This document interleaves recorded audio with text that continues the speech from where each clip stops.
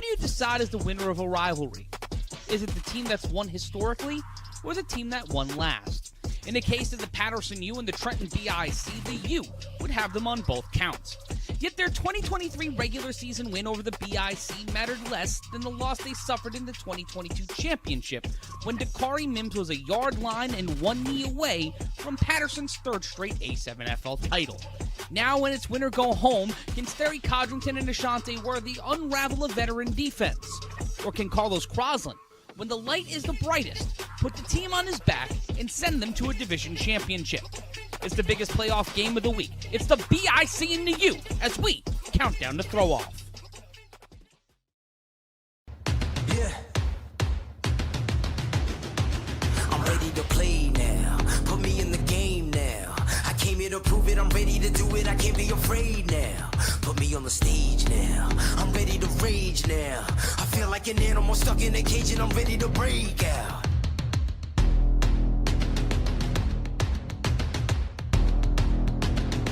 Biggest rivalry in the A7FL gets another chapter today. Hello, everyone from Asbury Park, New Jersey. We are counting down to the Trenton Bic taking on the Patterson U in the A7FL divisional round here on A7FL.TV and DAZN.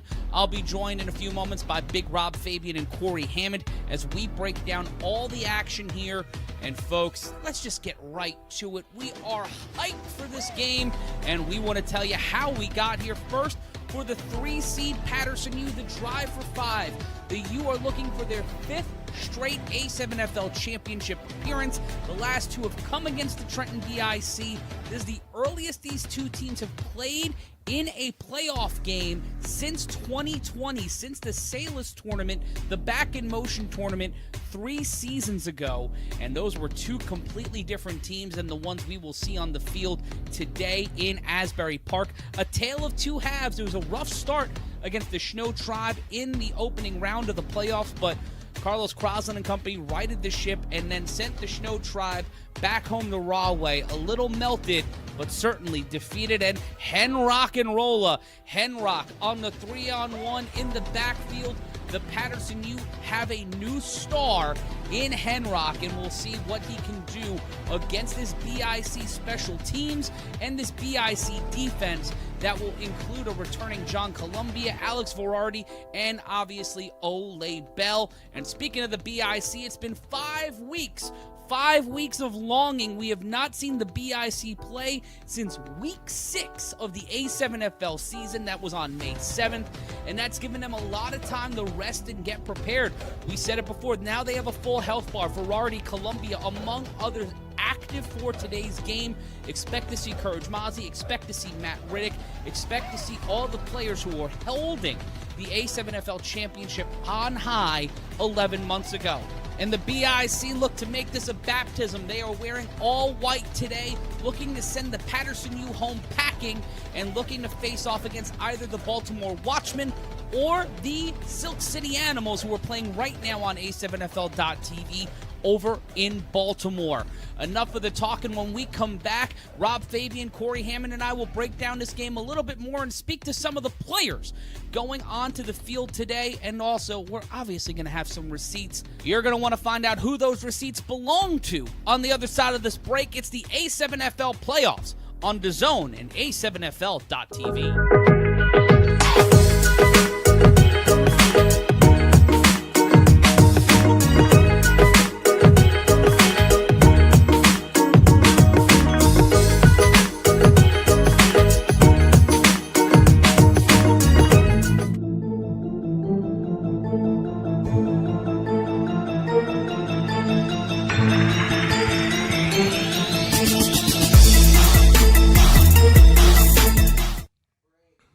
We are back here live on A7FL.TV, and guys, I am ready. BICU, we were out there on the field before the game, big playoff energy, championship game level energy here in Asbury Park, and all the players look focused. I haven't seen many players from the Patterson U, but the BIC, or their sideline is right near our broadcast position. Seeing Ashante Worthy just walk by, Umar Lewis there's a focus and a calm there. Oh, yeah. The and there. When you've seen that, last time we saw that was in the 2022 championship game. They're looking to bring it here today, and it makes my pick of the BIC like a little more comforting because I don't know what we're going to see from the U today. Rob, is there anything that you've picked up in between games that might help paint the picture? To be honest with you, there's no comfort in my decision either. I have to go BIC because I picked BIC to win it all in the beginning of the season. Very bold, very huge receipt that I'm going to have to pay up for soon if it doesn't go my way. But the U looks focused. They were running laps, so that's how I saw them. They look focused, man. And they're the team that's played within the last, calendar month and a half? Like a real game? Right. So I think that's going to be the story early, but once we get to the second and third and quarter and everything's settled in, it's just going to be great football, and I can't wait to watch it. And, we talk about receipts here in the A7FL. It's not limited to players. Sometimes someone's mom ends up on wax. We'll be back on the other side of this.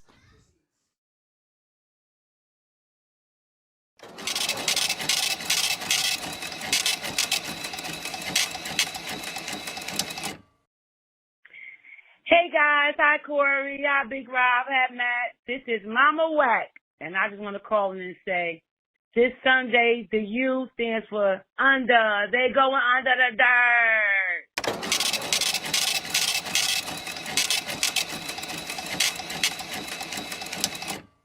Mama Whack being put on wax there, saying the U are gonna be under the dirt. That the U means under the dirt today. Why she have to do that? Why she have to do that? Why you do that, Mama Whack? But we why see you that do the that? apple doesn't necessarily fall that too far from that tree. The Whacker tree, apples fall very close to the base of that trunk. So basically, what we got here is a lot of time to talk about something that needs no introduction. Two of the best organizations, not just teams this year, organizations in our league's history, now face each other in this semifinal round of the Eastern playoffs to see who gets the chance to move on. And as we got a game going on here right now, this is going to be must-see television. But we also, guys, we have on the other side of this bracket, the 1 versus the 4 matchup in the Watchmen down in Baltimore against the Quattrell Huffin-led Silk City Animals. But as we see here, our white hat, our ref crew getting ready for not only one of the games of the week, guys, maybe the game of the week, maybe the game of the season. And for me, guys, it starts with those two men we just saw there, Ashanti Hollywood-Worthy and Kareen Too Many Moves Moon. And it looks like Moon will be starting at quarterback. The coin toss, the U won the toss and will defer to the second half. So the U will start the game throwing off to the BIC, giving Ashante Worthy or Kason Campbell or Umar Lewis or Trey Cohen the ball to start the game on an untimed down. And if this is the first time you're watching the A7FL, not only do we hand out CVS receipts to people's mamas, but we are no pads, no helmets football. 7 aside, you'll see the sideline is stopped at the hash mark.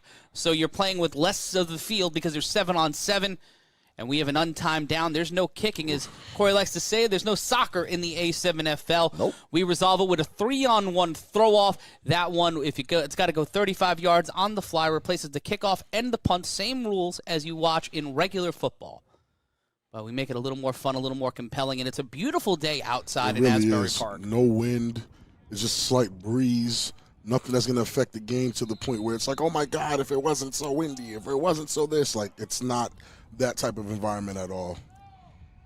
Mark Skidmore saying whoever wins, go ahead, give them the championship. Quick. Maybe That's too soon, because based on soon. what we just saw in the 1 o'clock soon. performance that the Nightcrawlers were able to put on wax, as we're talking about Mama Whack and receipts, Tampa Bay Nightcrawlers look real. But speaking of prime time, Shanti Hollywood-Worthy to start this game off, just like he maybe guys, just like he started the regular season off, he gets a chance to start the BIC postseason with a 3-on-1 return opportunity. And let me just say this, if you got something to do, hurry up and do it, because it looks like we're getting ready for the 3-on-1. Carlos Crosland, who does have the strong enough arm to maybe throw it as far as a one-time 11 wearer for this team was able to kind of ice out. I mean, it's important. Ice out Ashanti Worthy is if you could throw it out of the back of the end zone. But if he's able to throw it within the reach of that great wide receiver and return man in Hollywood. And guys, before that return, to start off a second round. Before that return, throw up the fist or throw up the U. Please let us know who you're going for. Throw up, the fist emoji, U emoji. Let's go. Pray for me, of course. Here we go with the 3-on-1 throw off. And that one will go out of bounds. Oh, that's even worse. So Ashanti Worthy will run with the ball. Dead ball run from the 25. That's insane. This is the first time we've seen the BIC in 5 weeks. After losing to the U, the BIC went on a monster run, beating the Omegas, Snow Tribe, and Animals by a combined score of 176-21. An average margin of victory of 51.7 points. And we talk about Ashanti Worthy, 519 yards on 12 returns. He's averaging 43 yards a return, 3 return touchdowns.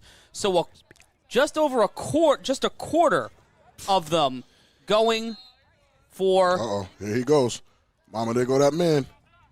3-on-1 throw off, and Ashanti Worthy will go to the 50. Ashanti Worthy will pitch back a defender, cuts through, and there's a flag. That might have been a horse collar. It may not matter. Mama, there goes that man. Gets into the 22.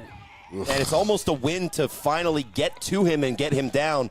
But that's what I talk about when I talk about Ashanti Worthy. Everybody talks about his speed, and rightfully so. He's one of the fastest, if not the fastest player, burst speed in the game. You can talk about his lateral movement, again, one of the best in the game. But look at the strength, the absolute pound-for-pound, probably strongest guy in this league. Imagine being able to keep your feet when a grown man running his full speed is trying to take you down from the horse collar. It's all Snags can do to catch up with him, and great play from Carlos Crosland to keep him from scoring a touchdown. But, hey, great field position for BIC. Right. Start this game, 2 seconds off the clock. They're already in scoring range. In my opinion, most of this game is going to be won or lost between the trenches. So I am 1,000% keeping an eye on those guys. Interesting development, though. Trenches, there's only 2 offensive linemen on the field for BIC. Sterry Codrington is going to basically account for one of those 3 rushers. As he should. With his athleticism himself, which means there's 4 wide receivers out in the route. And you see Trey Cohen in the slot, Bell in motion. He'll go in and pick up as a blocker. Codrington healthy for the first time this season will get to the 20-yard line, a gain of 2, and it will be second down. J-Rock and Burton are able to meet him there, so he doesn't get any extra yards as pretty sure we thought he could have gotten. And that's something that we've seen from the Huff playbook, Rob, is the wide receiver comes on the crack motion, pins the edge, and then did the slip. So great job from the U to see what that play was, that design was, and they were able to both cover Q Bell and corral Sterry, something that, Rob, you can attest to it, is not easily done. Way easier said, and even as I messed up saying it, way easier said than done. And a great job on first down to even stop a touchdown. Gave him 3 on the play. It'll be 2nd and 7. The throw off the screen, that's to Cohen. Cohen will get to the 13-yard. Pardon me, that's Umar Lewis. Yes, Umar Lewis. The screen's so far back, that camera a little too far back. Well, and both of those guys are so fast you can barely see their jersey number. And Sterry goes into the hurry-up. And you see there, looking to dice up that front. And that's what people are not noticing. There's a chess match going on right now that you don't see. Just take a look. Each piece is trying to move the exact way they need to get the opportunity to score in the other one. This is interesting. Umar Lewis, Sadiq Pitts is playing 12 yards off of him, it looks like. And there's Jalen Crooms as well. And Codrington brought down at the 25. And there's Rashad Knight, there's Burton, and there is J-Rock. And if you start in the chat, stop it now, because that's what you see. It's a great defensive pressure, stops a good quarterback, and these guys are getting into it early. Too early. But Let's keep it football. That may exactly be what the BIC want. And we'll take a look here on the replay. Well, they don't block Burton. It's a terrible block. They say that they're not going to block Burton, but it's the defensive ends getting off the block and containing Codrington that force him to step up right into Burton that get the sack. Burton, he should be able to beat Burton one-on-one, but if his edge guys aren't blocking, are getting the pressure, and he's got to step up. If his edge guys aren't blocking, if you look, I'm not sure what J-Rock did here, but on the other side, he swatted those hands away, just smacked right out the way and walked right in. And there's nowhere for him to go. Yeah, there's nowhere Shot for him. Knight and J-Rock are there to get the sack if he rolls out, so he can only step up into Burton, the unblocked man, and it'll bring up 4th and long. They'll be set up on the 25-yard line. Timeout called by the BIC. And this by the U. This situation right here is exactly why even making the tackle on Ashanti Worthy on the 3-on-1, even if it's at the 20, is a great play when you're the coverage team, because when you get those easy points, no time comes off the clock, it's devastating. And we see here the Trenton BIC looking to make it happen. It is the road to the A7FL Championship. Right now, if you use the code A7FL Early, that's A7FL Early, you get 20% off your tickets. Use the QR code on your screen or go to a7fl.com/championship.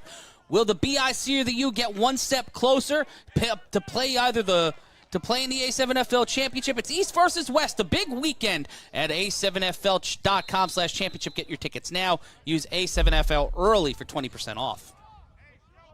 And BIC sticks with the two-man line.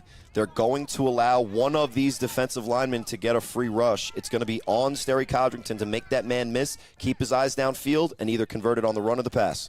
And you see the 4 wide receiver set. They'll keep with that on 4th and 11. Codrington in trouble. Codrington will roll out to his left. Throws.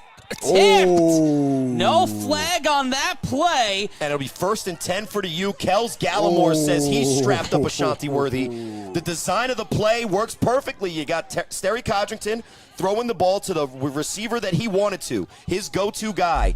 And right now he's feeling it. And in a chance to convert the 4th, BIC turns the ball over.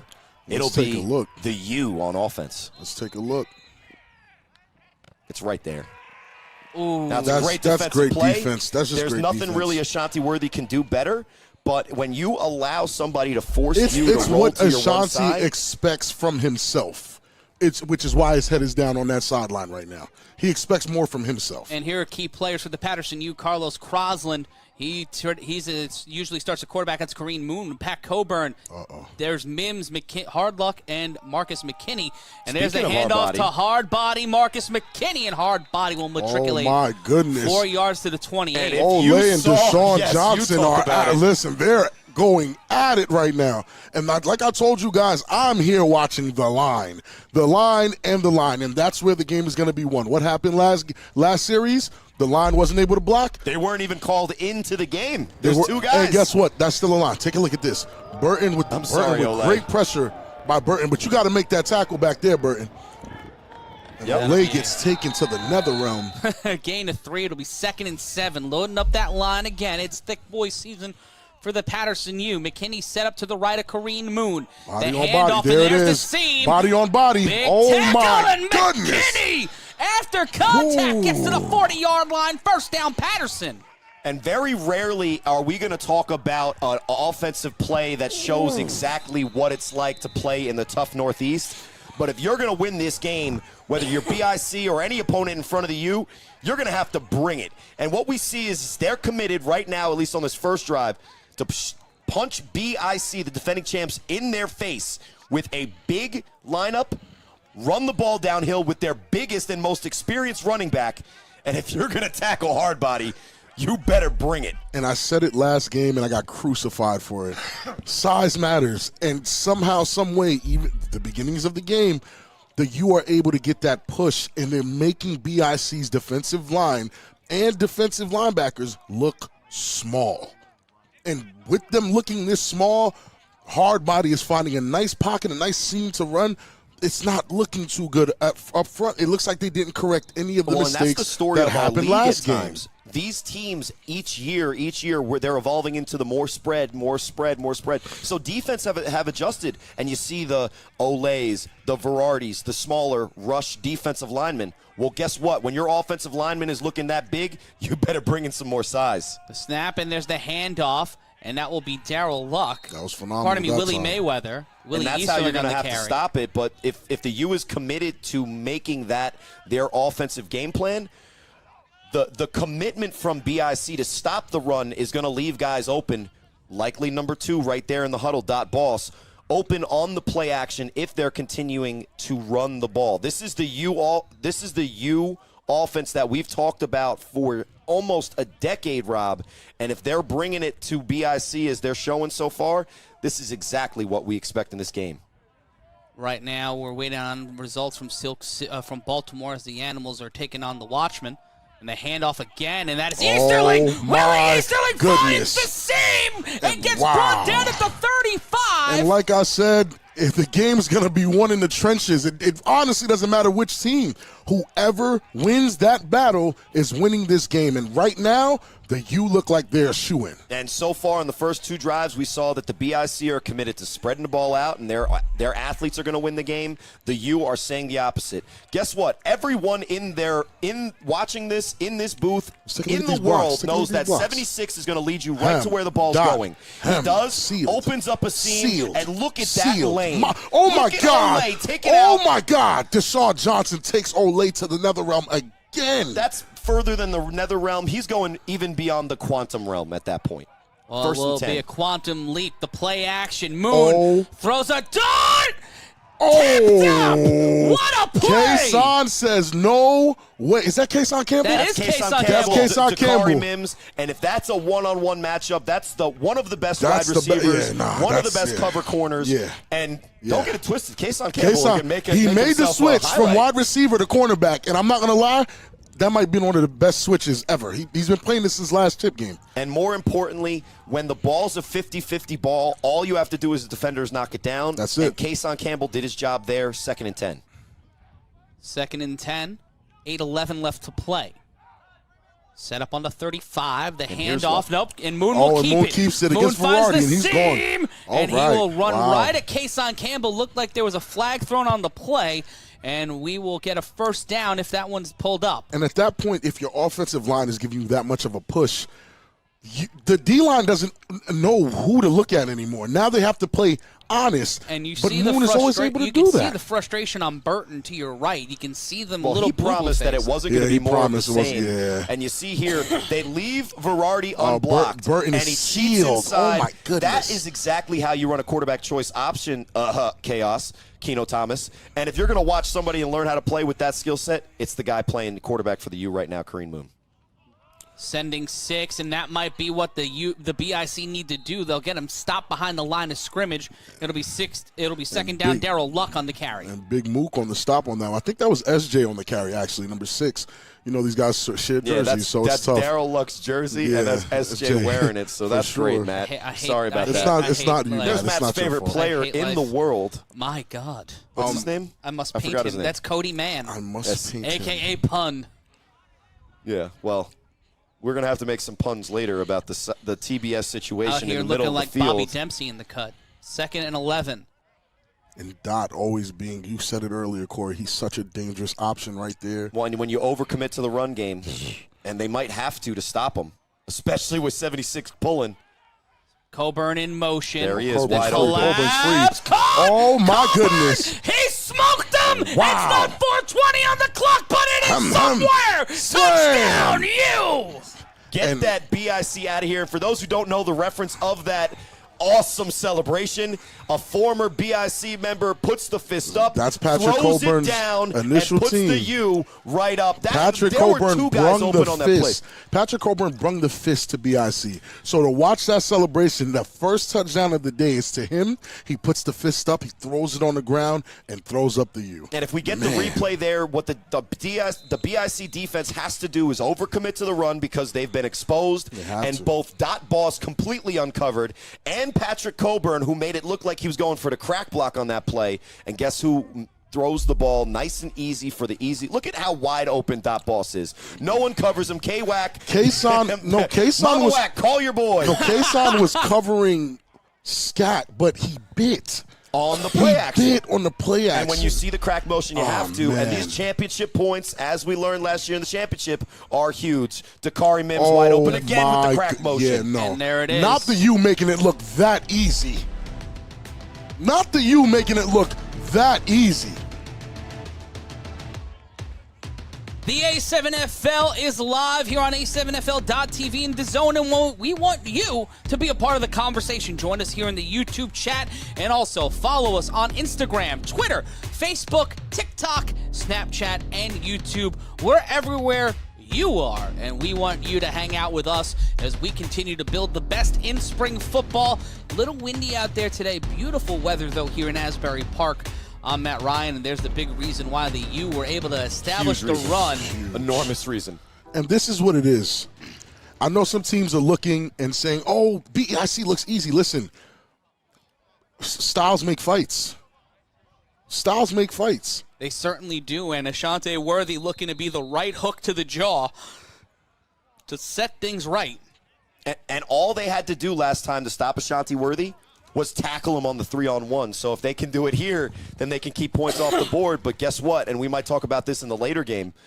If you score a touchdown and have to throw it to this dangerous man, all that momentum could go right out the window. And 3-on-1 and he Worthy. lets it fly. That one will bounce inbounds at the 3-yard line. Ashante Worthy cuts to the sideline. He gets past two defenders. He gets past the third and finds his way to the 39. And every time that man touches the ball, you're on the edge of your seat because he can take it every single time. But credit the 3-on-1 coverage team from the U, and hopefully we'll see Ashanti Worthy regroup and get back out there because they're going to need him based on what we've seen so far. They're 1,000% going to need him. The U come out early, punch BIC in their mouth, but it's going to be the athletes for BIC if they can answer. And when we take a look at this game here, it's about the style, man. It's not a lot of teams that can match up with BIC this way, where BIC's direct kryptonite is having big, athletic offensive linemen move Rob, those in the history of our league, guys. have you seen 4 better blockers line up? Yes. What are you talking about? Unequivocally? Yes. I think the Miller brothers What have are shown you right asking me that? That's insane. That is true. Me, Fern, and Sully? That's insane, Corey. But then the fourth guy is Stevenson as the H-back in the backfield. Here's Sterry. The snap, screen, that's good. caught by Umar Lewis. Lewis finds a way past the defender, past another, and will gain about 5. And go ahead, man. It'll be second down. The conversations I've had with players is guys like Umar, guys like Kason, guys like Q Bell have to step up in this game. Flag on the play, and it's getting spicy out here. It cannot be on just Ashanti and Sterry's back. Everyone has to step up to help them get this win. And if you love playoff football, and you know people who love playoff football, send them the link. Let us know. Let them know the A7FL is live, and it's a championship-level game here today on the flag. We'll see what the flag was. I think it might have been an unsportsmanlike conduct. And we see here inside the huddle. And just to correct myself, Fly Guy, because you're right, that offensive line that I had was by far the best that I've seen. But what we've seen from the U is not only do they have the Miller brothers and Dot Boss, they have 76 Stevenson playing that 4th blocker, and that's the offensive line that I'm talking about. And Rob, I would say that you're right on the 3. And live. Guess what? And live. And live. Right. I'm telling you, that's the 4. Well, one guy played in the NFL, and one guy's named Skittles. You sound like that. The snap. Codrington in trouble, but he gets past the first level of defender. He will cut through, bounces around, and gets to the 50, and they'll get the first down. And Amir Morris doesn't give up on the play and actually chases him down after the missed opportunity there. But Sterry will definitely get you going. And they'll run a hurry up, send a player off. The snap. Codrington looking for a flag or some sort of call. Looking for a player. Take off, Codrington. He's brought down. Wow, the miscommunication right now. It's looking like. But if you're Sterry Codrington, you have no one to be upset about. He's hoping that it's a free play. So after a bad play and him getting sacked, when he had open receivers in the middle of the field, he's talking to the ref. He should be looking at himself in the mirror because on that play, if you don't see the yellow, you can't assume it's coming eventually. You can't call for it after the play, and you can't keep complaining for it after you get sacked. It'll be 2nd and 16 here in Asbury Park, New Jersey. And there What you is see. he looking for? He's looking for the flag. He's saying it's a free play. What are you doing? But Gotta guess take what? off, man. There's guys in the middle of the field that are wide open. Jalen Kroom is right there for the dump off. And if you're thinking that Rashad Knight's not going to come full force and get the sack on first down, then you're mistaken, Sterry. And he's one of the greatest players in our league, and he's obviously had the poise to win a championship and gotten this far this season with great statistical numbers. As Kenny Stansberry is talking to Ryan Spadola. Do you feel like this is the brain fog that you've been alluding to pretty much for the better part of 2 weeks? You've been talking about this. There's two things. The first thing is that if you're going to play the U, and you think that the two offensive lineman system, which we criticize all the time when we saw it in the new divisions, is going to work, what you have to do is you have to execute those open plays that are there when you have that extra rusher. The other thing is that if you're going to go straight, pass, get your quarterback into a little bit of a rhythm, or execute one of those designed runs that we saw in which out of the two-man line, we saw Q-Bell go for the crack and then the slip, which they didn't get. So now Sterry's out of rhythm, and he's looking for the refs to give him a bailout. Where's Courage? Courage is here. I know. But you gotta go with the offensive coordinator is saying to And do. there's a challenge on an illegal substitution. That's what the problem? call was? So the challenge of an illegal substitution. Sterry might have been right by saying, hey, they didn't get all of their guys off of the field. But what you can't do is go into a play where you don't see the penalty flag and just assume that it's going to come because you scream for it. Take off. Or He had throw it to the run. open guys. There was no one open. He looked too scared. Everybody was like kind of spread out. Take off. There was guys. Sterry's good for 6-7 yards running. Well, when Easy. he's going like this, he's good for nothing. So yeah, take off, throw it to the open man, which I saw two of them at least in the middle of the field. Those guys could have scored. When you take a look at the way this game's gone so far, is it the 5-week layoff? It could be. It because could be. when we It look could at these be. teams, they're a lot more evenly matched than what the defensive line and the offensive line have shown on their first drive. But I'll say this, if we keep seeing the dominance from the offensive line from the U, and BIC has to overcommit to stop any run play, the play action is going to be open all day long. And I think that's where I don't necessarily all the way agree. It might be the 5 weeks, but it's still the same thing that was going on the last time they played each other. There seems to be no adjustments made from the bully ball that the U was playing against BIC last time they matched up. This is exactly what we saw. And Yeah, you would we were promised why some- are they? Yeah, go ahead, Corey. We were promised from A.O. Burton that the adjustments were made, that they were out of alignment, that they had plenty of time. Because let's be honest, once they knew that they were in the playoffs, they were probably assuming that coasting. this was the matchup. Is this a They rope-a-dope? weren't. Is this a what? A rope-a-dope. No, Is this a rope-a-dope? No, Not no, between no, these no, two no, teams. no. But what it is They wouldn't take that it chance. is maybe the little bit of rust, but it's also maybe the overconfidence from the BIC who come into this game. We can only use two linemen. Oh, I don't see Courage out there. Matt Riddick's not there. I don't even see Big Dippy blocking. They're not using their best. Why? Great question. That's a phenomenal question. I don't know. BIC might be getting high on their own supply and thinking that, maybe they already got it won. Well, but Biggie you still warned have to against play that those games. in all situations. You don't do that.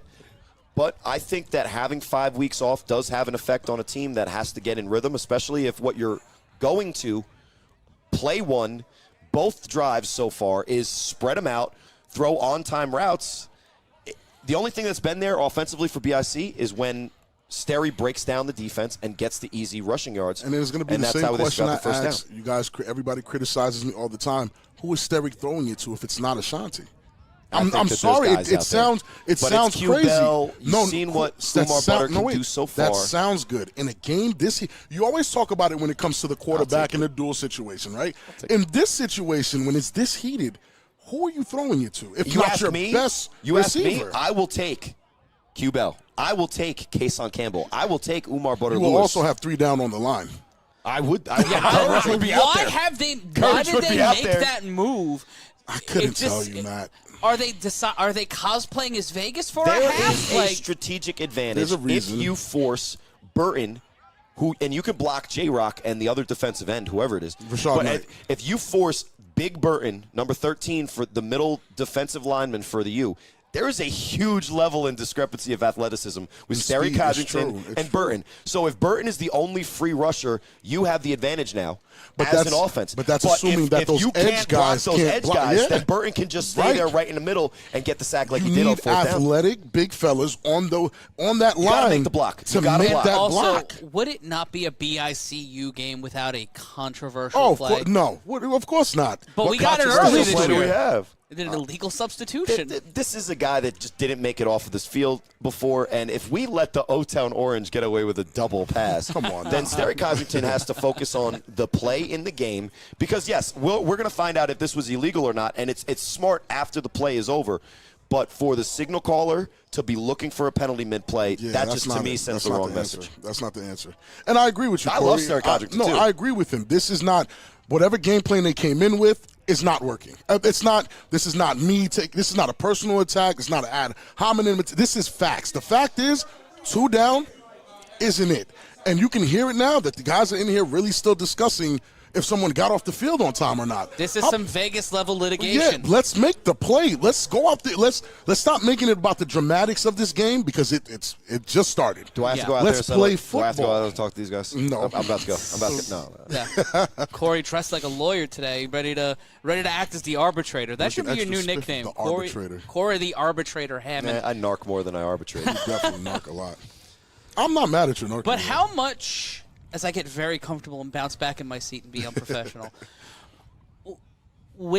no matter who gets is there any momentum that comes out of this? No.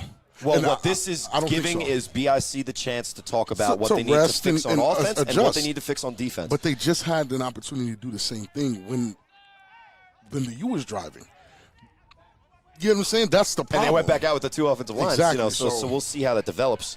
But they have courage, so it's a good backup plan. They have courage both ways, right? The running back and the emotion. Yes. They have courage. But right now, I don't think that offensive line is the answer. I really don't. They're not the answer right now. Not yet. No, they're not. None Those of the two plays guys, that they've executed yet are what we expect. And like I said, I don't see as soon as we get some understanding of what just occurred, we'll let you know. We're back on the field. The play stands is called. If there was BIC seems to have lost a challenge, so they will lose a timeout. Wow. That's terrible. Markai and KWAC have to step up here. Why are they using only Markai and KWAC? Why are they not alternating in stronger personnel? It would have to be a conversation with Sterry Codrington for that one. Rob down to the field and ask him. They won't tell me. They won't tell me. They'll tell me to politely. You know what I'm saying? Bleep yourself? Bleep myself and come back to the booth. That's where I belong. This is what they're talking about. And Sadiq and he Pitts snapped, is right there. He tried to get a free and one. Codrington in trouble again. The pressure's Codrington throws it. That's caught. That's Jalen Crooms. Crooms will get to the 30 to 25 and pushed out at the 23. And that's First not down BIC. That's not a bad catch. It's not a bad play. And maybe it's the momentum you were asking about, Matt, where they get a chance to rest and reset the offense after doing something who we can all agree was a little bit silly. But I see the reason why they did it. And they stay in the hurry up to try to keep the U on their heels. It'll be 1st and 10. 3:45 left to go in the first quarter. And we see here on the replay.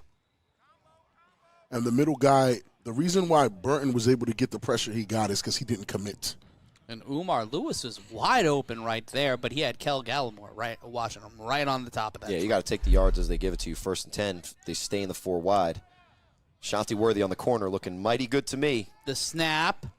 Codrington will step up. My Codrington goodness. brought down. And with a sack, if I'm not mistaken, that's Charles Irving, former running back of the Immortals, who gave me and a guy who I'm still recovering from that one hit. Yeah, I can't stand. Man. Oh, my goodness.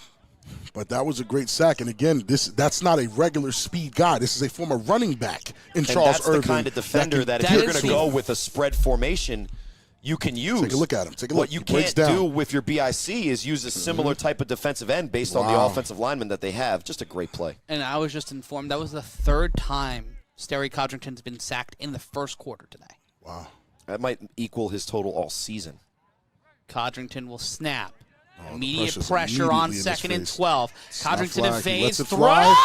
INT. That's a pick from INT Morris. by Amir Morris. My goodness. And right now, Maybe it's the fog Corey's been talking about. Maybe it's the medicine. Maybe they haven't figured it out. They're in trouble. That is the first time Sterry Codrington has thrown an interception this season. That's the guy who will get you. The warnings that I'll always give to people. Let's break this play just take down. A look. When he Take a breaks look. contain, he can throw right now there. to the flat. The pressure's Throws it there. right now. Then the zone that the U are running converges, and he puts it up in the air. Kenny Prelude tips it, and Amir Morris Does is he right have there. He has it. Not a It's 1 chance foot. at that. Yeah, that's in. Absolutely an That's interception. in. That's in. A record audience Oh, on my A7FL.TV today. Spread the word, spread the news. Send this to everyone you know. Indeed, We've got a Toast. classic here. And there's Daryl Truck Luck. There he is. Wearing the Gatorade logo for some reason. He's not sponsored.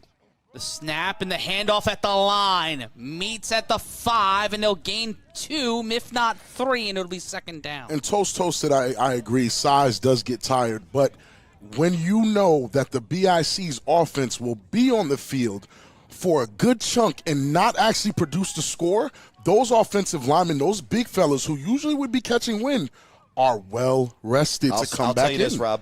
Offensive linemen get extremely tired pass blocking because it's Facts. no fun. Facts. You know what they never get tired of doing? Run blocking. Crushing another human being into the turf as if it was pavement and the guy in front of him was an ant.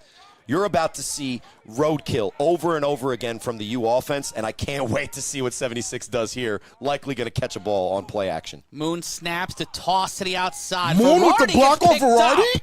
Nah. Now, the U was pulling out all the stops. Third down. Well, And that's an interesting counter because what I said earlier is if you follow 76, the ball's going to go there. BIC's been basically operating on that premise. So you go counter toss, get a guy block on the defensive end, which is Moon, who's quick enough to get there, and Daryl Truck Luck gains easy yards on the toss. And that's their gameplay. The U has not changed their gameplay from the start of this season. Run that clock. They chew up time, and if they happen to stop you from scoring and they can score, you're in trouble. Dot Boss, the eligible receiver. That will be moot as they run the ball. They will not get the first down, so it will be fourth. They're acting like they got the yards. It looked like they were about a yard or two short, and it will be fourth. They spot it for a fourth down attempt, but, credit the BIC defensive line for making the stop, but it's going to be interesting. The U, on fourth down, they do not send only 3 guys out there for the 3-on-1, which would be the change of possession on a punt. They are so confident in that offensive line that they're going to try to earn it, honestly, on fourth and short. I respect it. This will be the last play of the first quarter. The handoff, quarterback will keep it. Moon will be mad, and they try to strip it, but they'll get the first down. And at the end of 15 minutes, the Patterson U have been walking down the yard lines and running through the Trenton Bic. And be punching people in the mouth, too. Ooh. We'll be back.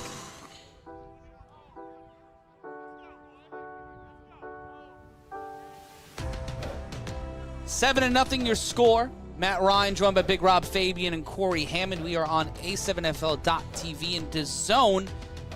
And the Patterson U coming out looking like they're the defending champions in this game. The Trenton Bic caught on their back foot. Well, they're 1-0 against the BIC on the season, and after last year, if we base it off the years that they've gone against each other, we're talking 2021. The U won the regular season, and they won in the playoffs. Yep. Last year, BIC won the regular season, won in the playoffs.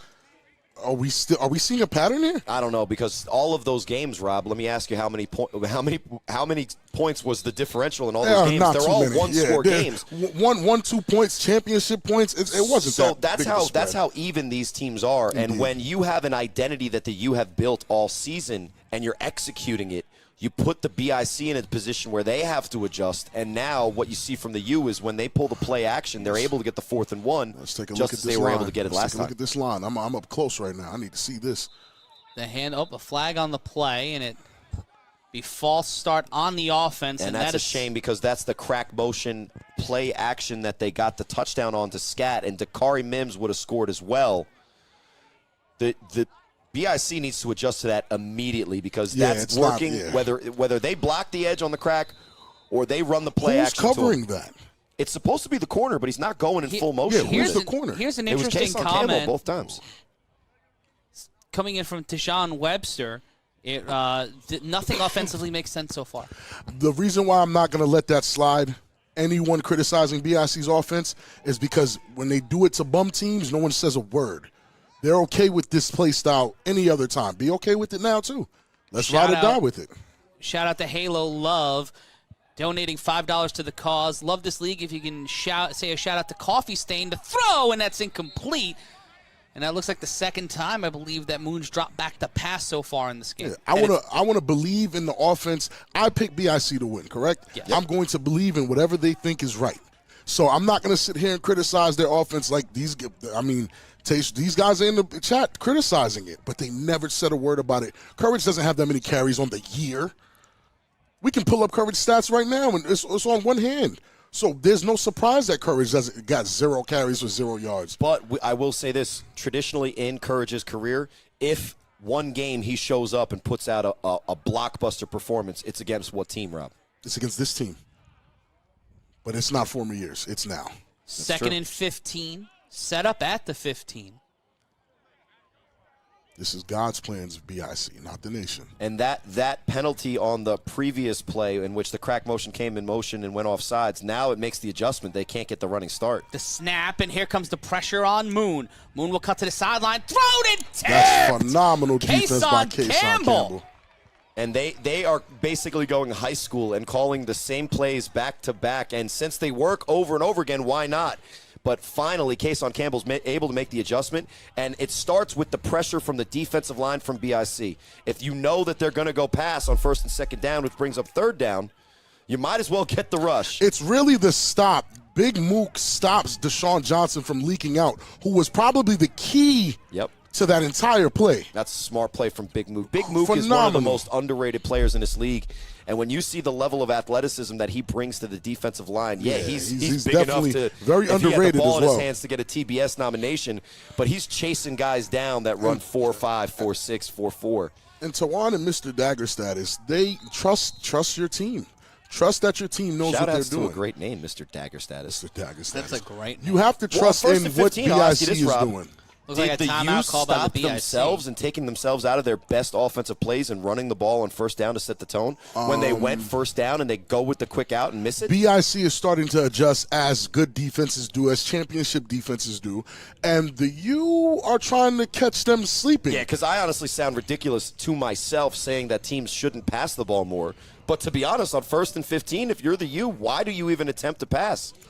Because they thought they can catch him slipping again. Deshaun Johnson against any other team is wide open on this play. Absolutely. Big Mook's IQ is the reason why this play doesn't go. We have to give Big Mook his credit here. That's just a phenomenal play by him. Anybody else that happens an even better play from Kason Campbell. And I'm gonna be real with you.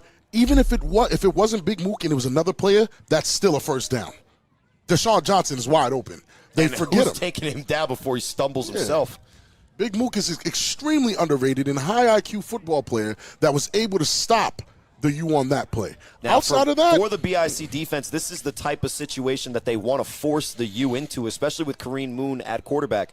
As long as Silky Smooth can't get free and runs it for himself, this is a tough situation on designed pass plays this long. Coburn, who has got the only touchdown of the day in motion. And here comes the pressure. Wow. Moon throws it, intercepted! He throws an right interception. into his pocket! And who was that with the pick? That's Ricky Tate. And he's going to get a delay of game penalty, maybe. But that's a huge play because the turnover is in and there is a their flag. realm, and it's exactly what you want to avoid if you're the U. And you want to stay on target. Though. You want to be able to run play action, have Moon throw it to wide open receivers, or maybe have the chance to run it. But when you force him to be that pocket passer, deliver a dime, he's just off base here.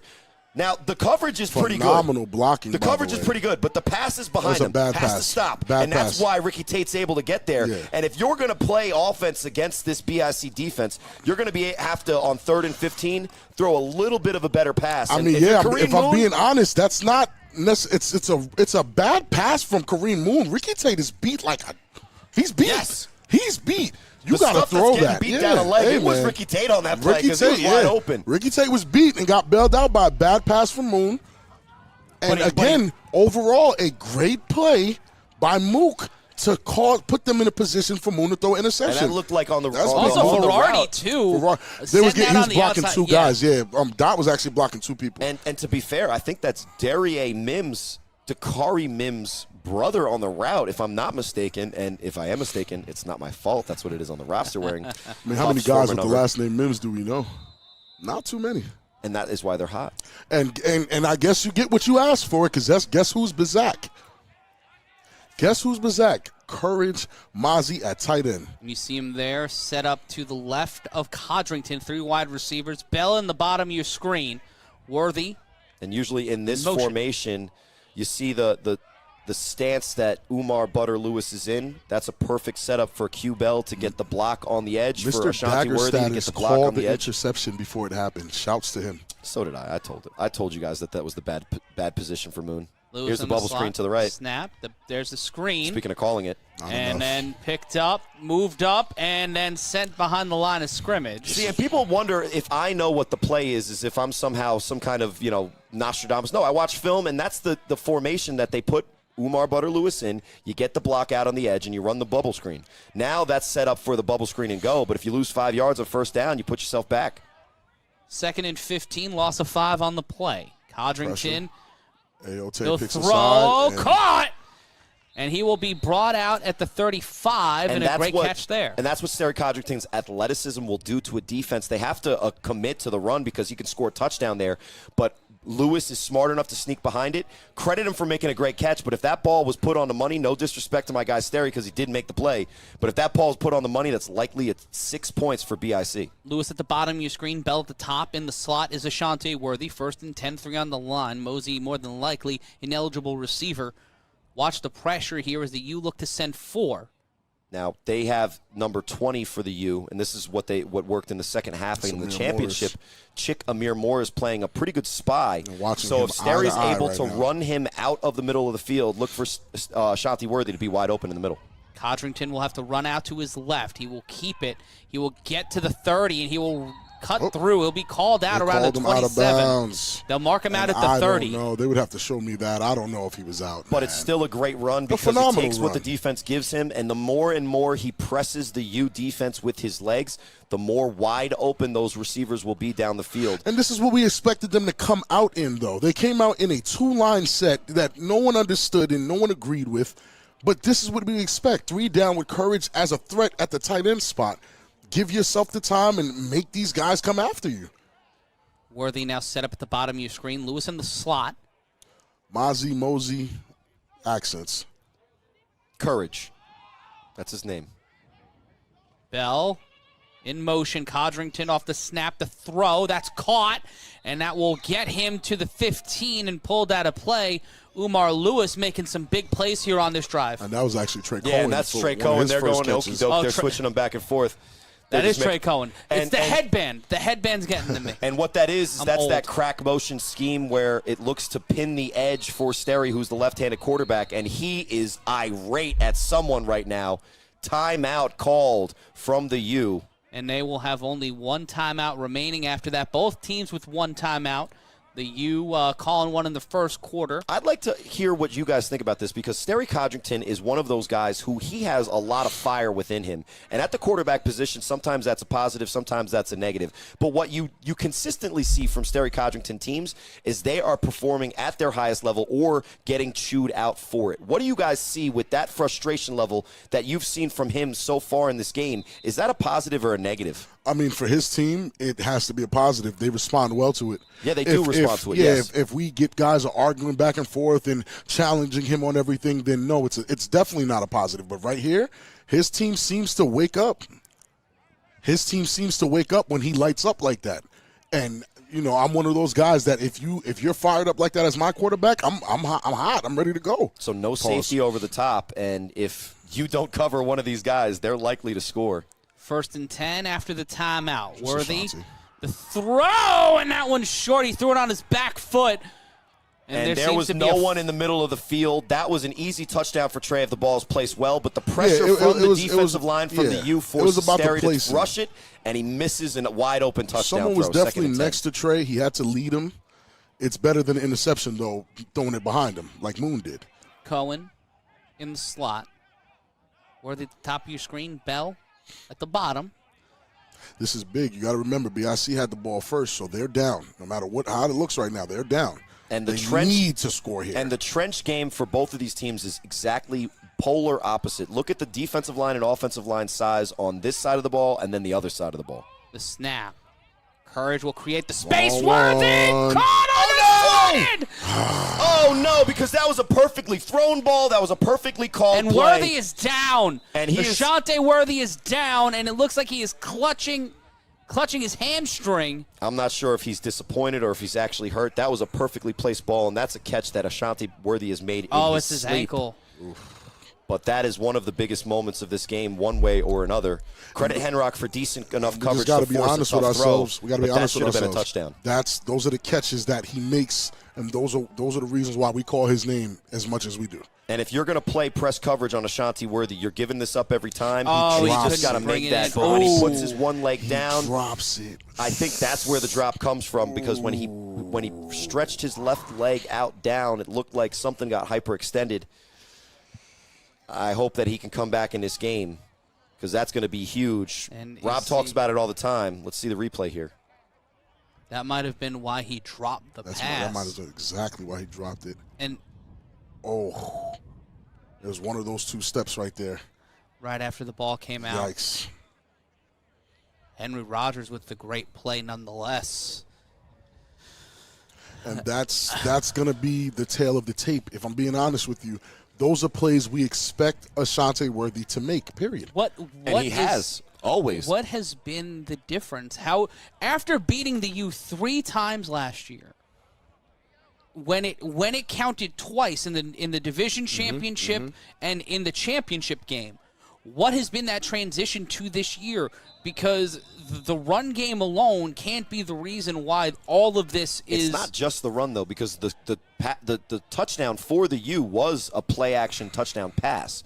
What it is that the dominance of the offensive line icing out maybe one of the deepest units in the league I in don't the know about defensive that line. anymore. Well, Yeah. if we talk about A.O. Burton, It sounds good. It's like saying they're paper champions. Ole. No, it sounds good. But I if know we're it sounds good, watching, and that's what I'm talking about. No, but if we're watching those same guys get walked, but I against can't. any other offensive line in the league, are they not dominating this Hey, game? it don't matter. We talking about who they're playing right now. 3rd and 10. Oh, the Lord. throw There's caught. Courage mosey getting to the 5. And now you have to call Courage's name because who else is there? Well, when he's playing tight end, he is a really dangerous option, because eventually you're going to forget about him.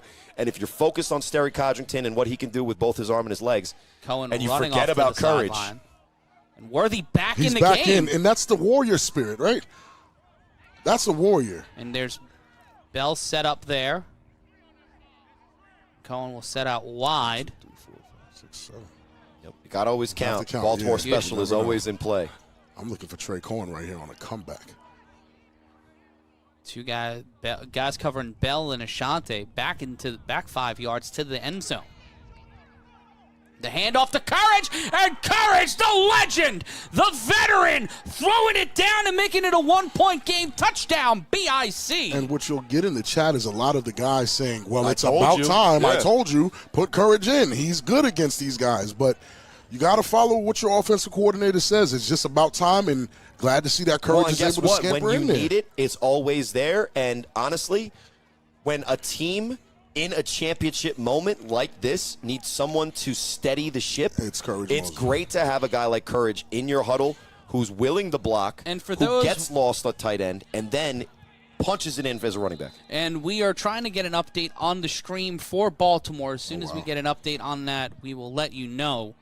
I know that game is supposed to be live now on A7FL.tv. Technical difficulties, it seems like. Hopefully, we'll get that game live on the air in progress. But it will be a 1-point attempt. Courage Mosey asked me if I was 40 today. Shouts to him. You might as well be once you're retired, you're basically 40, right? I believe that's Goodrich who called himself to be an eligible receiver. The snap. Codrington A needs to get lot this of point pressure, going, and he's he got him. dropped. Who was that? That That was was Chick. Amir Morris. Now- and they've said that Amir Morris is Sterry's kryptonite. Literally said that to me. Well, let's see if he's going to be the one to bring Superman to his knees. It's 7-6. We're here live on A7FL.TV, and here was the touchdown to make it a 1-point game, or that set it up to get to the end zone so close. And this game is a game of inches, and me and Rob are excited to see how hard this game looks to be. Just when you think that the U is dominating this game and looks like the better team, BIC has all the reasons why they're not ever far from out of it. At all. And I'll ask you guys this question. What was the difference in points in the championship game last year? So those extra points and that sack on Ashanti Worthy from Amir Chick-Morris, it's going to matter. It sometimes gets swept under the rug, but those championship points are probably the biggest plays of these games other than third and fourth and longs. Be a 3-on-1 here. I'm Matt Ryan, joined alongside Big Rob Fabian and Corey Hammond. Now, last week we saw Henrock with a 3-on-1 return in which he yeeted over a full man. So we talk about Ashanti Worthy. Let's see what the Patterson U have on their return game. That's Cohen and Mano. So there's speedsters out there. Mano, a rookie a great rookie with a lot of great speed on special teams. That will bounce. That'll be a live ball, and that will be picked up at the 17-yard line. That'll be post straight coming off of him. Hold on. Post straight coming off of him. That's Dion McDaniel. Wow. Just like Kevlar slipping off, and they will get stopped at the 32. And that's the first time I've ever seen that return, that throw-off team ever look like that. Well, and Dion McDaniels, you see why he's one of the good options at running back. But the one thing he didn't have enough of in that play was that burst after he made the first couple men miss. So credit to BIC for still making the tackle. But first and 10 for the U. They have to get back into a run-heavy look because even if they're going to go pass, I think their best passing option, and look at his play here, there's no huss when you're when you outweigh your guys by that much. And Trey Cohen does all he can. He almost got the ball out. He almost got the ball out, and maybe that's what happened. He reached for the ball, but Dion is not one of those guys. And it will be 1st and 10. Moon still in at quarterback. We've yet to see Carlos Crosland today. And there's Money Mayweather, Willie Easterling. That's definitely hard body. Hard body Marcus McKinney. You know, and they're have playing 40 running backs. They're playing running back shuffle. So right. if you get the wrong one, it's probably, pound for pound, approximately the same output. But you see when the U goes and they commit to the run, right now, BIC, they have the answer for it there, but what they are doing is over-committing to that run. And if the U can catch them on another situation where it's play action and guys are wide open, those are the wrong guys to leave wide open, specifically in 89, Pat Coburn, and number 2, the tight end, Dot Boss. And this is a very important drive. This matchup here between Campbell and Smoke is a real interesting one. There's matchups all over the field that Coburn, are just as awesome. Moon will keep the ball. Moon will be sent towards coverage, but he will keep the ball and get past the 45, and it will be 3rd down. And I'm telling you, this is a very important drive. Pay attention to why. BIC got the ball first. The U stopped them, scored. The U scored, turnover. BIC then scored. Score 7-6. If the U score here, 4 minutes left, and you know how they drain clock, they get the ball at half. And that's the way that you play with the clock. And, this is just another opportunity to look at a bigger dude. Unhand me, sir. Smaller dude. Excuse me, young child. Oh. And you see Trey Cohen, he threw his headgear off. He says, that's not helping me on this play. I'm going to get him. But get the level of speed, the tenacity. He still missed that one, too. Wow. It'll be 3rd down, 3rd and 7 after the gain of 3. Right now. Coburn in motion. The snap and immediate pressure. Ooh. And Moon is set. Let's go down, big fella. And it'll be 4th down in the BIC defense. And there's Carnell Wachter not letting his mama look like a fool on TV. Why you do that, K-Wack? But you saw the initial rush came from Ole Bell, who shows the veteran savvy, and he had such a great jump on Moon's cadence that he was almost illegally in the backfield so quickly. And when Moon had to adjust to it, you see here, number 9, he's right around Dot Boss. And once you step up into the pocket, it's just a great play from everybody there to corral him. That was phenomenal from K-Wack. Wow. He got right under that block.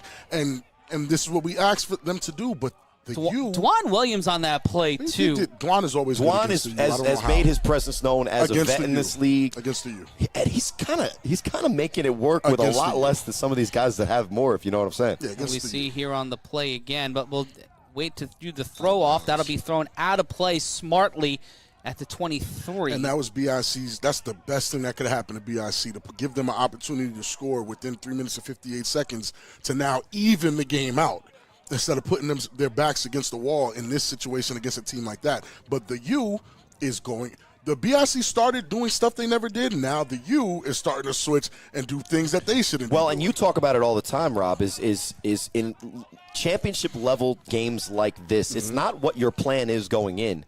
It's how well you can adjust to your plan, either working or not. And you look in that huddle, there's tons of talent. Kason Campbell is back on offense. We've seen Kason Campbell break the internet. He is one of the most talented athletes we've seen in this league, but when you put him against Ashante Worthy, Bell, and some of the vets on this team, we've not seen him shine on offense this year. He's been playing heavily, mostly on defense. That's a nasty offensive set right here. And what you do when you have a guy like Ashanti Worthy, when you have a guy like Q Bell, it gives you a better matchup for the guy in Kason Campbell, who is no slouch and nobody to put your third best corner on. It'll be 1st and 10. In motion, the snap. Pressure in from trouble, Rashad the Knight. throw. Courage Caught by Mosey. Courage. Courage Mosey stays upright, will continue, and drag 2 dudes with him to the 34. And that's courage. Can I say anything else? That's what. Well, that play was dead from the start. They send Ashanti Worthy in to do the pin block on the quick release from the tight end. Nobody blocks anybody. There's pressure in Sterry Codrick's face right away, and Chick had Courage dead to rights, running him down from behind. It's just the elite balance, athleticism, and will. That's Chick's kryptonite. Courage. Yeah, we've seen those replays. Yeah, we've seen that. That's Chick's kryptonite. 3 wide receivers set. Poor Chiefs. Kason Campbell at the top of your screen, Bell in the slot at the bottom. It is Trey Cohen. Codrington. Amir Morris not a lot of time. He throws it. Caught! Kason Campbell! Kason Campbell finding the sideline! That man has done it again! Bye-bye! BIC takes the lead! Kason Campbell, we called it. We called it. And when you put your third best corner, it's still great coverage. It's a really good throw from Sterry Codrington, who had pressure in his face and is throwing off of his back foot. But no one else needs credit on this play other than the receiver going up top in the top shelf, grabbing it, maintaining the balance, and exploding and scoring with the open field in front of him. That's how you score in one play, and that's why BIC wanted to spread the ball out against this U defense. Get this look. And Excuse me. Head top. Bye-bye. Yeah, he's gone. Sadiq Pitts. That's great coverage. That's just better ball placement and knowing who your guy is. You trusted Kason Campbell to go up top, make the play. And is that a perfect throw from Sterry Codrington? No. But when you put it anywhere near a guy that good with a matchup that he is the winner on 9 out of 10 times, it's easy to see why you put 6 up on the board and they're going for 2 now from the 10. This is elite level football, and the flag on the play as soon as I say that. This looks like a free play because they haven't blown the whistle. Oh, yeah, the play is still live. Hold and on. that is so that'll be 2 points, but we'll see how they adjudicate it. Bald head, Cedric Goodridge with the championship point. Yes. And that's what you have to do. We talked about Sterry earlier when he was looking for the flag. You see the flag, and you see everybody standing around. That time he takes advantage of it, and we'll see what the ruling is here. Here's the touchdown again. What a play. 14-7 your score. You see Chick playing. That's that spy coverage. But off of his back foot, throws it a little bit behind him, but guess what? Young man. There's a reason why your name is special, Kay. It's because you are.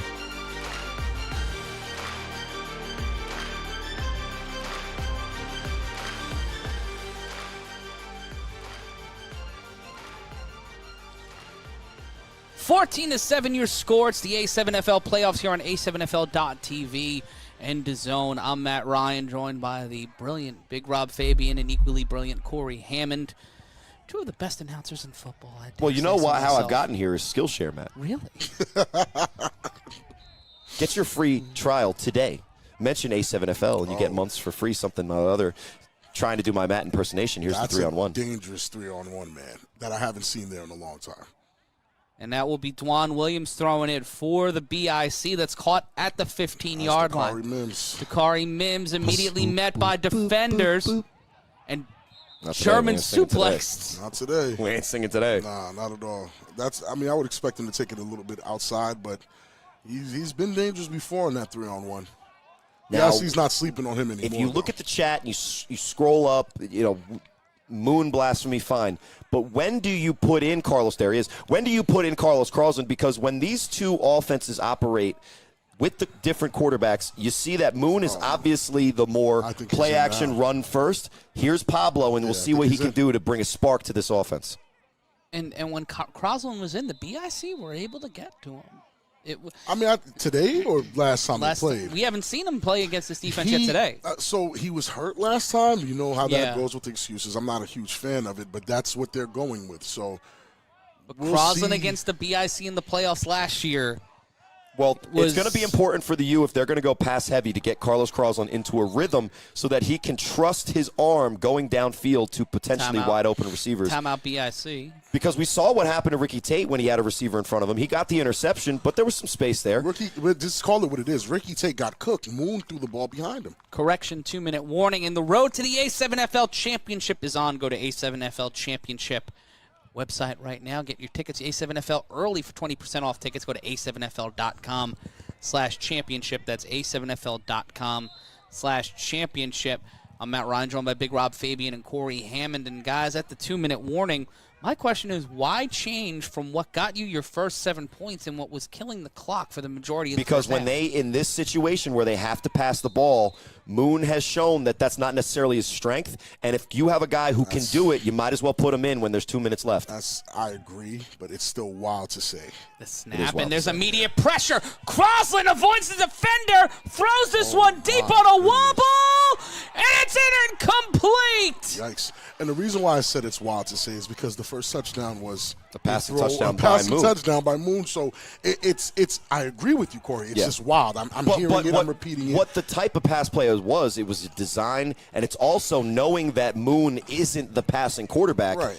As a defense, you have to honor the run more. With less than 2 minutes on the clock, you see what Pablo can do. Carlos Crosland is able to make guys miss. We saw him last week against the Snow Tribe. He can break a run for 70 yards, but it's his arm and it's his ability to stretch the field with those deep passes that when you got a guy like Dakari Mims, this is a one-on-one play, and it almost ended up in a catch. But there's rules to this game. First thing is styles make fights. Now, you did your part. You're big in the BIC. You punched them in the mouth, this, that, and the third, blah, blah, blah. The next thing is adjusting. BIC has adjusted to your offense now. Now, you have to readjust as an offense to make them adjust again. That's how this game goes. The better prepared team is always going to win. 2nd and 10.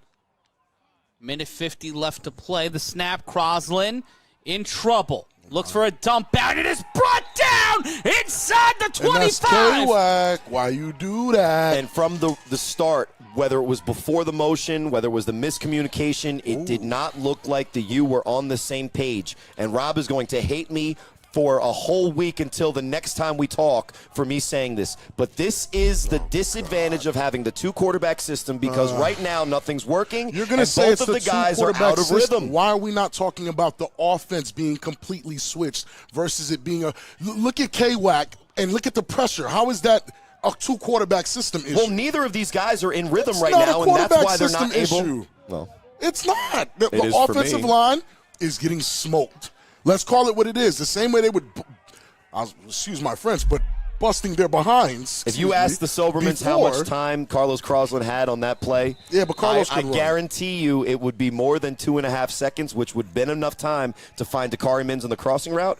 But regardless, they have to adjust. You have to get into a game at this level of competition with your feet running on the ground and have a little bit of momentum going. To build that momentum up, down 7 with the time running down, it's a tough spot to put any quarterback in. 3rd and 20, the U just burned their last time out of the half. Yeah, when your offensive line, who you relied on, I told you this game is going to be won in the trenches. That O-line is getting cooked. Right now, on pass blocks that are obvious pass situations right now, they're losing. But I will say that this offensive line, they're going to have something to say in this game, and it's likely going to be in the second half when they get the ball back and they're able to stretch the game out with more time. That O-line is getting cooked. And I said it, beginning of the game, I picked the BIC to win. I told you the game's going to be won in the trenches. what's going on right now. We're going to worry about the quarterback situation where Moon threw an interception. You have to put Carlos in now. You have to. Right, and when you do, now, does he have the give him rhythm? Is he offense. ready to go? Forget the rhythm. Give him the offense that got us to 7 points, like Matt said. Why Well, are that's we a here? running offense, and there's less than Yeah. 2 minutes, so that's why they're going trips to the top of your Hey, screen, man, I and would it'll be do it 3rd out of and the 20. trips. I would do it out of the run. BIC looking to send 4. Crosland making adjustments to snap, and there's immediate pressure. Crosland will have to roll out. He gets Oh, hit as my he God. throws. Calls Oh, he dropped it. There's the gear we were talking about. That's the gear we were talking about, Corey. Yeah, but that's a great throw. That's the exact reason why you put in Carlos Crosland into the game is because you can use that man, Kareem Moon, as a wide receiver. And the fact that he doesn't catches is just surprising. Is Ashanti Worthy not catching that pass earlier in the game as well? Let me respond to the well. Moon is older now, missing that gear. Old Moon would have caught that. The money man. I am not suggesting to run the ball look the at this throw, entire though. game. You tell me, is any of this working though? This is a phenomenal throw. That's in his hands. That's a perfect That's throw. in his hands. He got JJ beat. This isn't working. Short passes now. Look at the position we're in. Now BIC is handsomely in a comfortable position And now. since it's under 2 minutes, they can run the ball They to the can do whatever they sideline. want. Incompletes. Worthy won't be out there. They'll have number 15. That's Trey Cohen, Let's see something, Trey.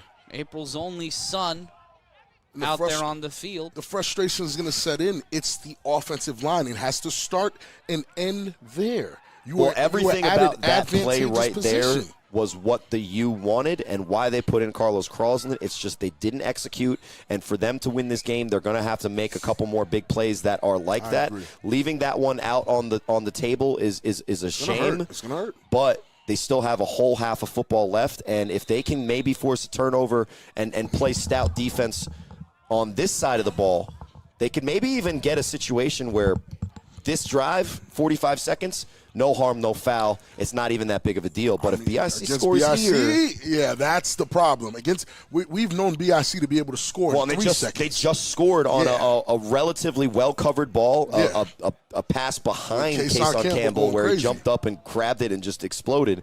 And that's the type of team they're facing. BIC, if they had their druthers about this game, they're going 4 wide. They're making their athletes beat you. And the way that Patterson's won so far, when they have won, is that they're bigger in the trenches and they play that bully ball. It's use an it to your awesome, advantage. juxtaposition of opposite styles, and we'll see what Sterry has here on 1st and 10 from the 6. And this is how we got here today. The Patterson U beat the Schno Tribe. The Animals beat the Renegades. The Animals are right now playing against the Baltimore Watchman, the BIC. We're live here on A7FL.TV while the Patterson U are down 14-7. And the Trenton BIC are 45 seconds and 95 yards from walking away with a first-half lead. And when you, at D-Money 2500, asking a question, how can you eat when you have no hands? And that is, with the exception of Pat Coburn, and the throw off the screen, and that will be bounced into the dirt. The clock will stop. The same way you throw a pass if you throw it in the dirt. It's just not going to work. Oh, and Rashad Knight. Oh, my goodness. Oscar Sterry winner. with the hit on Rashad Knight. Oh, my God. Guys, get Sterry out the game. Terrible. I want to act, too. Well, they're moving the ball up. It looks like they're going to say it was a late hit on Rashad Knight, likely, based on where they're moving the ball. I mean, the league loves Sterry Codrington, but we don't give him yards that easily on bounce passes. Sterry gets his fair share of calls and non-calls. Let's see what it's looking like. It was a little late. I mean, it's a little late. No, that's late. Yeah, that's late. That's about on time for me. He could have sent a late. text from when he threw the ball to when he got hit. Yeah, it's That's football. like, It would've said Sterry with the Skibber's retaliation. How dare you, fool! And then just slams him. Look at that. Wow, that was some selling. Why not let it The fly? throw deep downfield, caught by Bell! Of course.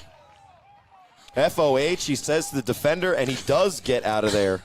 And it'll be 1st and 10, BIC on the move. And it looks like they called their last time out. I'm going to make a deal with Q Bell that if they win the championship this year, he has to take his do-rag off. I need to see what's under there, man. Well, more importantly, as we talk about people's hair again, more importantly, what you do when you use Chick as the spy is you give your defense no chance to cover over the middle, over the top with a safety. So the fact that Sterry can run the ball, you're challenging your defensive backs to be able to cover these guys one-on-one. And, hey, these guys feel like they're up to the task. It's on them to do it. They got to get it done, man. They're football players at the end of the day. They can't always be getting bailed out. They have to get it done. What do you want them to do? Kason, Bell, those are phenomenal catches I saw. But so was Patrick Colburn's. You know what I'm saying? So absolutely. They have to be able to. The most important part of the quarterback's job is to give your receiver a chance. And when your receiver's that good and you give them chances, they reward you. 1st and 10, 31 seconds left to play. In motion, the snap. In trouble, the throw. Caught, but that'll be immediately out of bounds. They'll gain about 2. I think the problem with their defensive backs is there's so many of them. There's so many defensive backs. They honestly don't know who should be covering who, and he snaps the ball. Flag out. Pressure on Sterry. There's a lot going on right now. Out to his left. Codrington goes to his left. 22 seconds. A lot going on right now. Codrington will just run it. He takes off. He gets past one defender. He touched earth. He's still behind the line of scrimmage. Oh, my God. It's a free play, and he'll just go down. Wow. A lot just happened. I don't know or understand what just happened. I don't know what just happened. 9 seconds left to go here in the first half, and Rob, that flag might be a huge. Sterry's smiling. Again, this is very dangerous for the U. And the U have been making a lot of these mistakes. Right. They've been the ones who have been caught on the penalties, and that could have been. Here come. This is one of the nastiest hustles we're going to. Wait, hold on. Here come. That's a great block. That's a great block. He comes back, though. He comes back. And you see Campbell, he's trying to get to him, but he sees the defender. Huss. Oh. That's an ACL. And they're still trying to figure out what's going on. Aote just, my goodness. And Codrington saying, I'm not going to let Aote hit me. I'm going to. Yeah, I would go down. But it'll be 2nd and 5 after the penalty. 8 seconds left. No timeouts left. You get the ball at the half.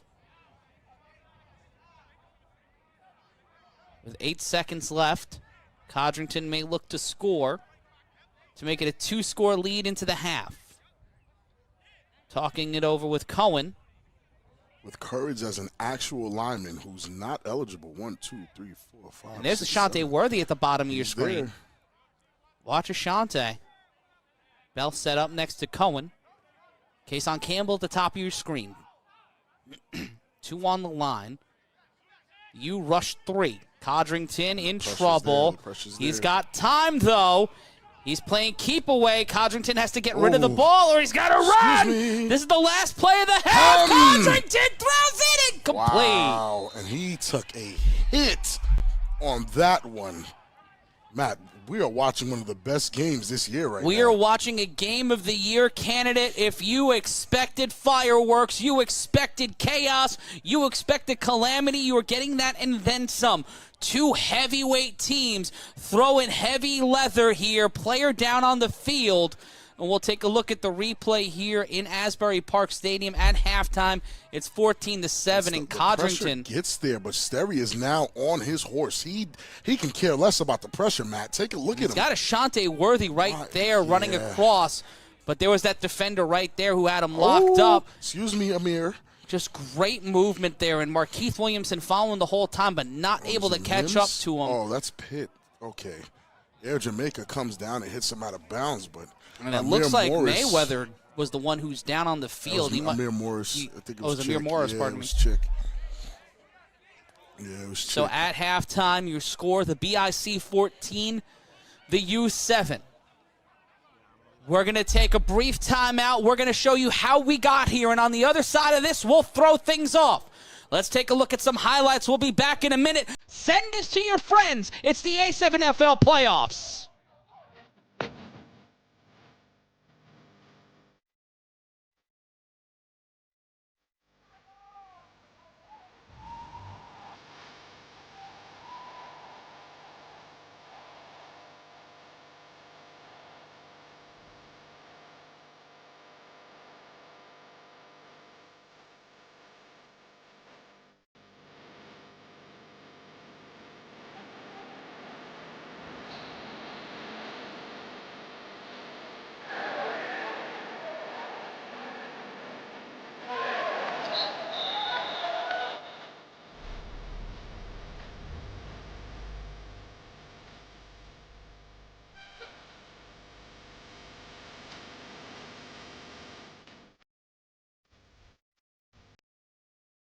And it will be 3rd and 9 Holy, that quick? for the heist. What happened? Defense. Chambers set up to the left. The snap. The heist Blocks. in trouble. On 3rd and 9. The throw, and he threw that. grounds it. Oh, is it intercepted? Intercepted! And that's Slip it. slide! The Chaos are going to the conference championship! Touchdown, Sin City! Walking it off in grand fashion! Give yourself a bell! Touchdown, Cincinnati! And Just for like all that. the negativity and They for all the packed them questions up. that we had about what this performance means, now the Chaos can start from ground zero, throw everything in the garbage, and they got to get focused because they're going to play.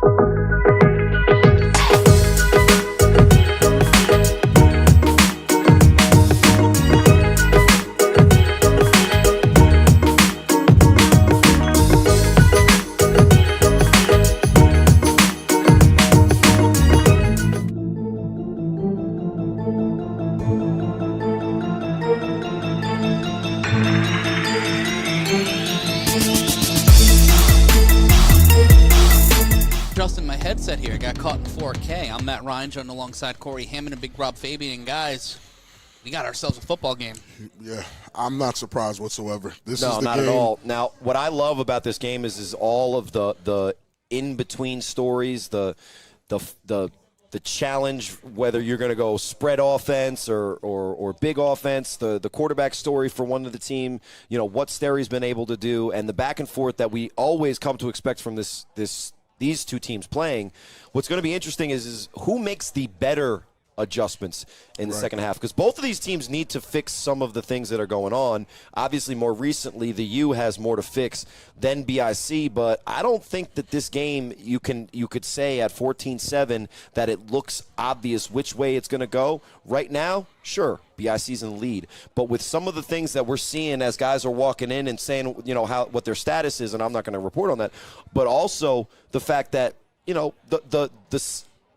troubles for the U are maybe overblown, because if Moon, which always does, makes that catch, Carlos Carlson, it might be 14-14. So what I'm seeing is the game, exactly the game that I expected. And if you need to get something done, do it now quickly before the second half, because as much as you love hearing us talk, you're going to get some great football on the other side of this. When we take a look at the stats here, the pass yards are the story here. 188 yards so far on the day for the BIC offense. Rushing, obviously, the U leading that one by nearly 3-1 margin. Yikes. And in Baltimore, it is 15-7 Watchmen at the half. Okay. So that game's Basically still close. the same story as what we got here today. It's just going to be those championship points. When we take a look at the chat here, shout out to everybody watching us on A7FL.TV. And one thing we might not talk about in specific, but that extra point, which was a free play for Sterry Codrington, and he threw to Shedrick Goodrich, which is the 2 points there. If they don't get that, or for whatever reason the U stops them, then it's 7-12, and a touchdown and no extra point would mean that the U would be in the lead. So let's keep an eye on those championship points. Rob always talks about them. We always talk about them, and we know that this game was decided by 2 in a championship. And speaking of championships, That's right. Celebrate the A7FL's 9th championship in style with Championship Weekend presented by A7FL Nevada. Join us for the weekend starting July 21st in Anderson Automotive Fieldhouse for 3 days of events, including a flag tournament, pro combine, and esports tournaments featuring legendary games like NFL Street. Tickets and sign-up information are available now at a7fl.com/championship, and use the code A7FL early for 20% off. That is A7FL early, all one word, for 20% off. Go to a7fl.com/championship now and join us in the Valley of the Sun. I'm excited to go out there. I'm excited for championship weekend.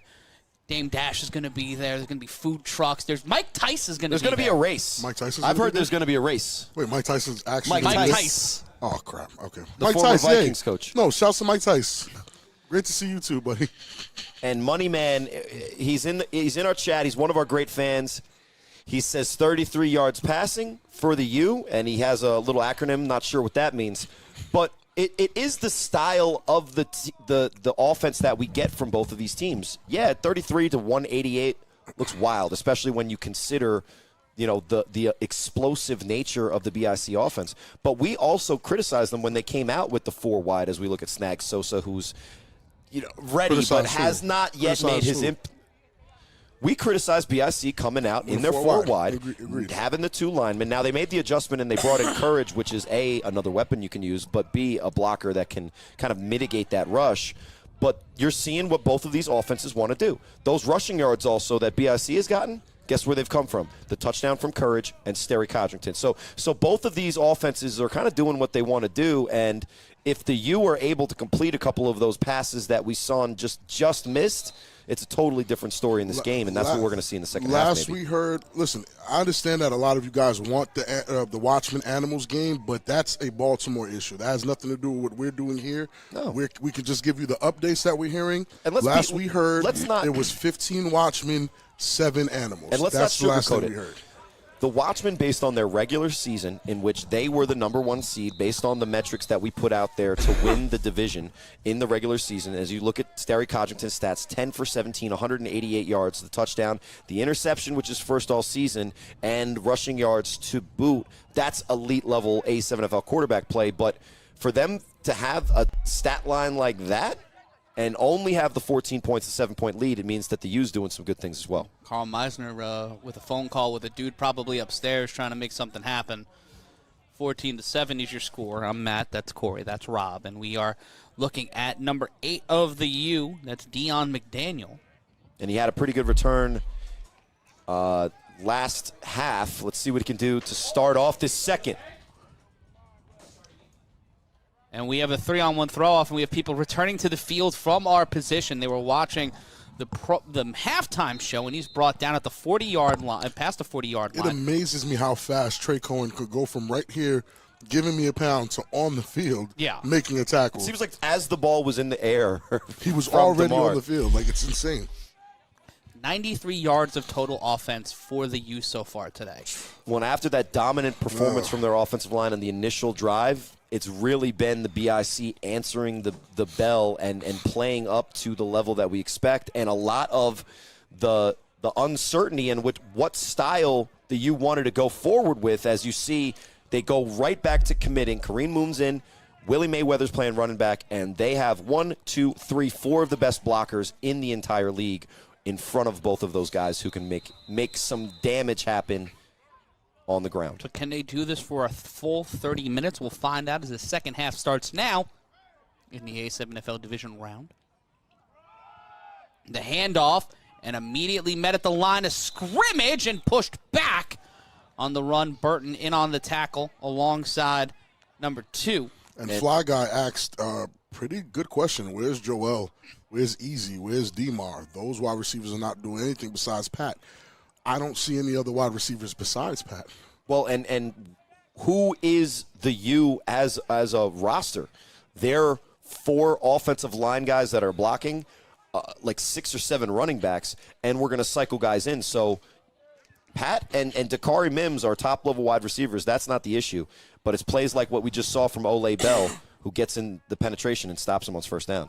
A handoff on 2nd and 8. They'll cut to the sideline. They'll get the first down and more. They'll cross, and it'll be a first down. There's abuse going on at the point of attack by number 76. That's what I'm saying. This is why I'm saying live and die by the run. Yes. Why? Because a run like that, the last one they got, 2 yards maybe, if they get lucky? And the reason they did is because Ole got the quick penetration. Right, but what happened just now?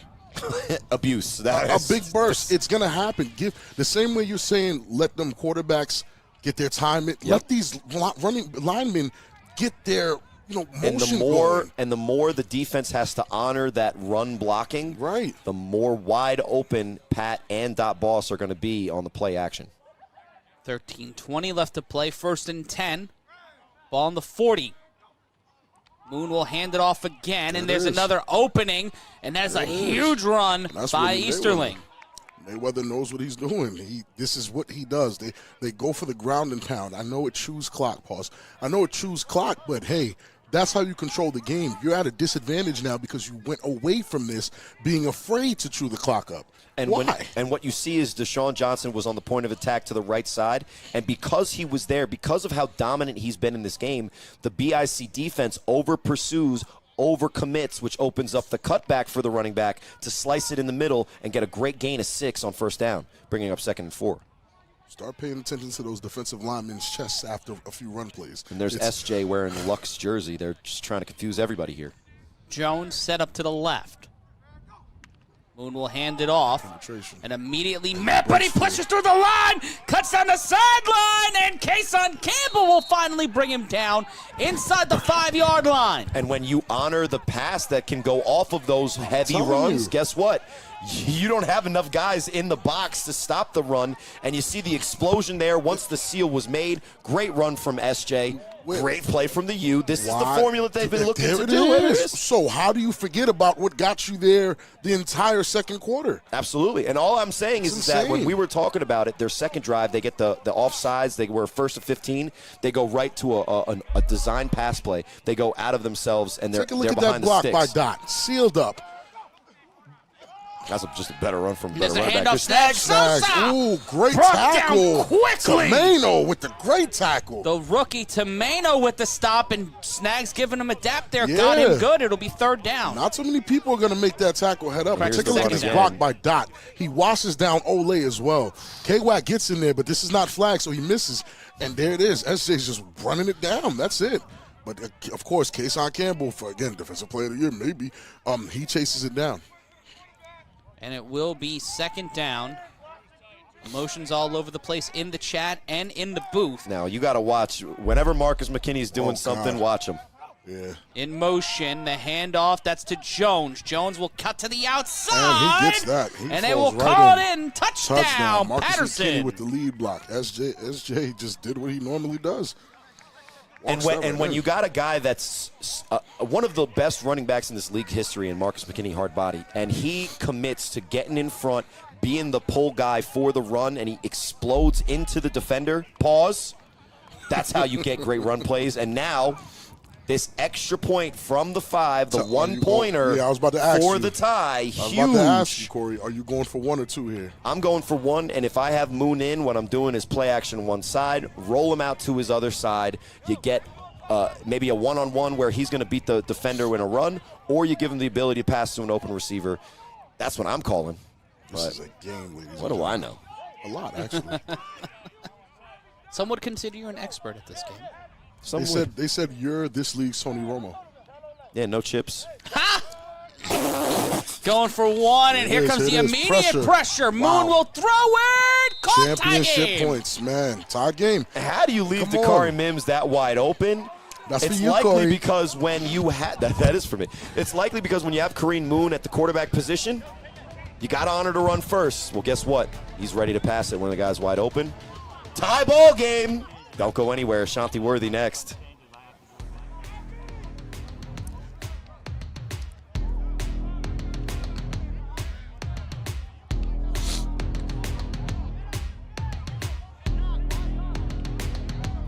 (14-14) your score. It's the divisional round, and it's feeling like a championship game. The last two teams to hold the A7FL Championship since Right here. 2019. The last 3 A7FL champions are looking in at this game, and one of them It's in the booth. And you look at teams that exist. These are some of the only teams in existence that have done that. And I want to chip with both. And you don't show up to play teams that get like the Renegades. Nope, the rich get richer. What is that? That is a not ball okay. that is out of play. It was not a It's- punt. It was not far enough. It was not straight enough. And Trey Cohen now gets to run unimpeded from the 25. Well, sorry for the false advertisement before the break promising Ashanti Worthy, but this is nobody's second string. Trey Cohen, he's here to make a play. Come on, young man, make a play. Gotta make a play. Shout out to LG Smith. He's comfortably nodding off somewhere in the distance. Comfortably. Very. Trey Cohen looking to do 4 backflips, a front flip, and a side sow. And here comes the run from the 25. Cohen will get to the 50 without breaking a sweat. He'll get past one defender, and he will be trapped at the 48. All right, guys. All right. There's a Oh lot. my Wow. God, what? Pause. Whoa. Hey, yo. Tyron Brown, The Honey Badger one of has, 2 25s. and you know, yo. in nature, honey badgers are known to do that to water buffalo. They go straight for the So the what, worst Trey places to Cohen go. is a water buffalo now? I Hey. mean, you got to bring a guy down. Listen, You got to bring a guy down. Yo, that's insane. That's insane. I don't even want to see the replay on this. Hold on. Where does it come from? Okay. Where's it? Get over it. That's also not. Oh my goodness. What? Honey Badgers are going straight for the kill. Bro. No way. No way that's on camera, bro. 4K. Nah. Speaking of courage. Courage. Maz, excuse me, sir. And Courage will get the first down and run out of play at the 40. Yo. At that point, I just had to let you guys rock until the play Yeah, started. I'm sorry. That was that's a just jumbo allow that to AO, be man. what it is, and then we move on with our lives. Yeah, but let's just we leave can't that alone. unsee what was just seen. Tyron Brown Hurry up, going into offense from proctological BIC. services, and there's the That's- handoff to Courage. Courage will change direction and brought down Ooh. at the line of scrimmage. AOT. Speaking of AOT is a heavy guy to be falling on you like that. If I see that as a GIF, I won't be surprised. You know that, right? I don't want to see it again. Me neither. My eyes will never unsee Take a look it. at this run. Unhand me, sir. That's not enough. Listen, if you're going to bring down Courage in this game, you have to use all of your shoulder, 125% of your arms, and a perfect form tackle. It's not going to work. Second and 10. They call it the cops. Yeah, I'm really trying to ignore this, but if you look on the chat on YouTube, Oh my God. congratulations. My eyes are red and Second watery. and 10. Call it the cops. Worthy. At the Courage bottom of the Mozzie screen. wide and- open. And that's Speaking the of throw to illegal. Bell. Q Bell. Bell changing directions past one defender. Oh, he stiff me. arms his friend. Stop it, Kenny Prelude. Oh my goodness. And a first down for the BIC. They are driving and they are thriving. They don't feel down. They goodness. feel in the mix. First down. And when your attention is on Courage and then they put Q Bell at tight end, you get lost sometimes. You get lost. And when he's the one who get lost, great job from AOT to try to make the tackle, but that's not a man you can bring down. And here's the hurry up again. First and 10. The U started the half with the ball. They got the first score of the half. The battle of styles is awesome because what you're seeing is a ball control offense where they're dominating the offensive line of scrimmage and going run. And then BIC is going hurry up. Skill position players are better than yours. Let's see what we can do. And we'll see Campbell get to the top of the screen and Worthy in the slot. Codrington set up to the left Mims of and Courage. Ashanti. That's a matchup I'm looking forward to. Rob is Snap, still and trying there's to the recover. handoff to Courage. Courage will bounce to the outside. He'll stay upright. Great tackle by After Kenny Prelude. 108, Kenny Prelude going hunting. Well, sometimes you just got to take one for the team, and when there's a train coming at you and you go under the tracks, Rob is done. The special violence unit out here for Q Bell. Oh my goodness, the special violence. Just pushing off there. Yeah, Way to stay with it. Mariska Hardigay just got a text based on that 3-on-1 return. And it will be second and 6 after the gain of 4. Bell at tight end. Umar Lewis set up to the right of Codrington. And here's Olivia Benson walking into our booth right now to discuss that 3-on-1. Chong. Chong Chong, yes. I didn't know training. I hope we're not gonna oil get fined. checked. If Ashanti Worthy is covered like that, you got to go seam up The top. snap, and Codrington in trouble. Evades the defender. Evades again. Uh-oh. Codrington on his Uh-oh. bicycle down the sideline. Huss. Cuts Excuse through. me. Sterry He Codrington d- gets pushed in. And They it will don't call call him it. down They at don't the call 1. it. That is a valiant effort, man. That was a great block on the sideline, and Sterry is the kind of athlete that he can tiptoe with that amazing speed. But if not for the block on the sideline, he's not turning that into a first and goal. Great run from Sterry Codrington, and that's why they go with that offense. That's why they leave guys unblocked. Because once he breaks contain, as I'm trying to keep this on the rails, you go up the rail of the sideline, and here it is. First, now how does it feel? And Codrington here saying that to the U Unhand defense. me. Speed kills, but also great blocking kills. And Great look block. at Umar Butter-Lewis sealing the edge. And Sterry Codrington, not enough. Let's go for the touchdown. Excuse me, sir. Just tried to get there, though. Reminds me of a similar play in the first matchup where Sterry Codrington had the chance to slice in and get a touchdown. That's why- Fumbles. and that's- probably the difference in the game. And you see here, That's why Sterry Codrington's an Offensive Player of the Year candidate. They called that play back for some reason. Oh, wow. they're still upset about the 3-on-1.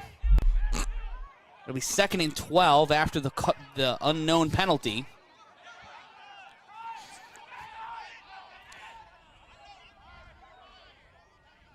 Codrington, 6:55 to snap. We'll await some call to throw. That's caught.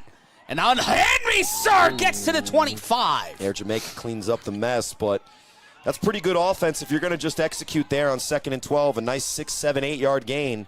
It's going to be tough to stop this offense if Sterry Codrington's on target.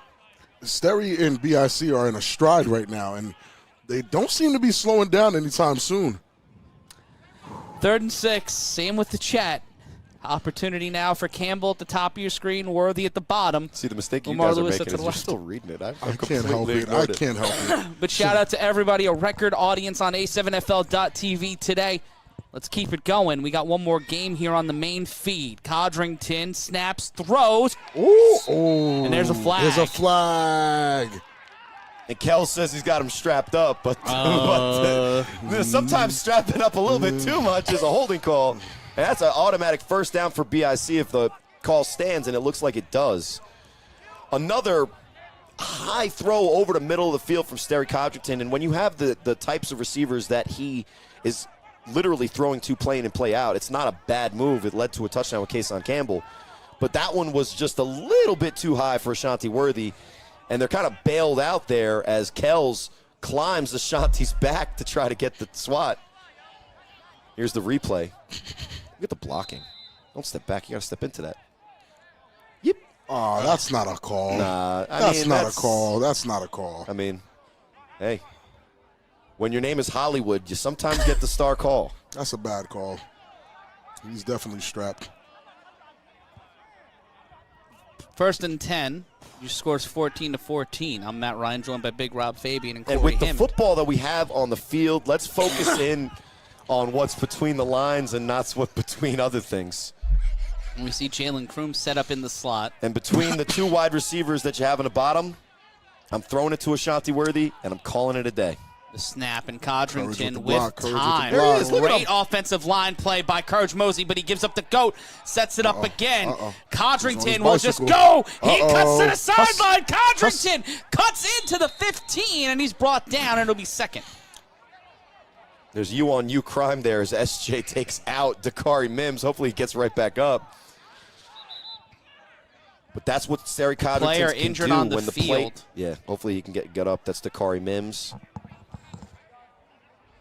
But when you can break contain as a quarterback, even with the pressure in his face, the U have gotten pressure whenever they've kind of really committed to it.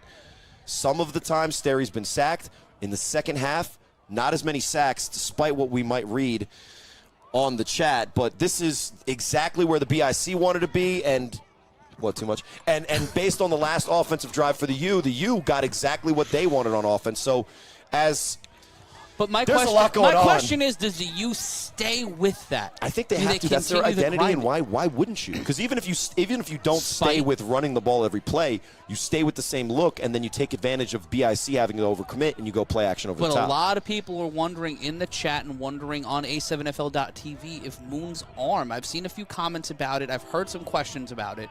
Does Moon's arm hold up and create those situations? Do you bring Croslin in with that You set? have to bring But Croslin what in with that the, set. the main benefit You of haven't having even Moon tried in it. there, but the main benefit, well, you did when you had 2 minutes, and then you missed the one play, which was a great but throw. it wasn't in that running set. But when you leave Moon in, one of the things you're doing is you're giving the run look, which then, what we're saying is, hey, put the passing quarterback in. When you have the running quarterback in, it opens up. The same. I don't I'm not saying get that, But but I here's the- bet you the BIC plays it a little differently when their throwing But quarterback comes we in. don't know. We don't know. We literally haven't seen it. Not yet. And these two teams are fighting for the opportunity to go to the A7FL Championship. We will be in Bullhead City, July 23rd. We want you to be there. We want you to join us for the biggest championship game in A7FL history. Eats Meets West in the desert. Go to a7fl.com/championship now. That's a7fl.com/championship now. Start planning your vacation because we're heading out to Lake Havasu and we're having ourselves a time. Go to use the code A7FL early for 20% off tickets. That's A7FL early. We're going to have a great championship weekend. Not only the A7FL Championship, a combine led by former Vikings coach Mike Tice. We're going to have a flag football tournament where the winner can win 10 racks. We've got a lot of great opportunities, food trucks, atmosphere, music. And an athletic competition that'll go down in the ages. Casey Cox runs a 4.9. No, he does not. 2nd and 5, the handoff, Courage. Ooh. Met by that He still won't go down. He still won't go down. When was the last time you actually seen Courage tackled? Because he either goes out of been a while. bounds or he's stopped. I very rarely ever see someone bring that man to the ground, but a great play from the U either way, and he'll bring up 3rd. It'll be 3rd and 10. They lost 5 on that play after the penalty. Now pay attention to how much time was removed off the clock after the U had the ball. We're almost done with the third quarter. Yeah. It's still Yeah. 14-14. Well, and that's- if you limit the times that BIC has the ball, you control the game. Run the rock. And you also control their rhythm. The more Right. plays that they run, the better they are in rhythm, the more on time they'll be. And when it's 3rd and 10, they have 2 downs to go because there's no kicking. But this is exactly where the U wanted to be. On 3rd and 10, the throw tipped, and that will be incomplete. Oh, that would have been That is a very catch because that in route was wide open. The middle of the field wasn't there, and when we've seen the spy from that 4th defender on the U, this time they send the delayed blitz, and it gets home by tipping it, bringing up 4th down. And it's interesting, they go hurry up. 4th and 10, 3:09 left to play in the 3rd. Will they force the U to call Shanti another Worthy, the timeout? out is all wide open. Look at the way Kenny Prelude's playing that. If Q Bell can get Kels Gallimore out of there with a clear out, Ashanti Worthy in the slot on a 10-yard out is wide open. The snap. Codrington will step up and throw to the end zone. Worthy caught. Touchdown, BIC! Touchdown. And they don't go with the out, they go with the corner, but it's still the same concept. You leave that much field for Ashanti Worthy to break and get in front. He's not going to drop 2 touchdown passes, At especially all. in the second half. Not at all. And when the score was tied, they go to their best player on 4th down, and that's why BIC are defending champs and not just one of these teams that brag about being number 1 in the regular You season. called it, even though it wasn't the out, but you called it the whole time. Kels is under it. Kenny's over top. They got to play that way better than that. And they're going to challenge this play, or are we going to get a 1-point conversion from the 5? You saw, and it's 4th down, so they don't get another shot at it. They will not challenge. It will be a 1-point attempt. Wow, and this All is gonna scoring be plays are it. challenged. Caught in the hands on the Goodrich. Out of reach. His head's balled, but also his gloves. Not enough traction to make that catch. Chocolate Thunder or not, incomplete. That might be huge. It was there for him. BIC not able to convert. Now their lead's only 6, but the U will see if they go back to the run or if they throw Carlos Crosland in to throw. This is the A7FL, and this is a great touchdown throw to Ashanti Worthy.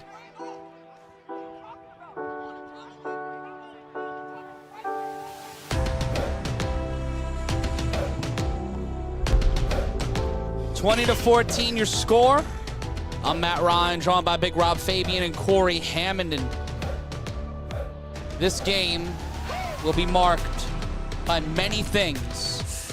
Especially that, what we just saw. What we just saw.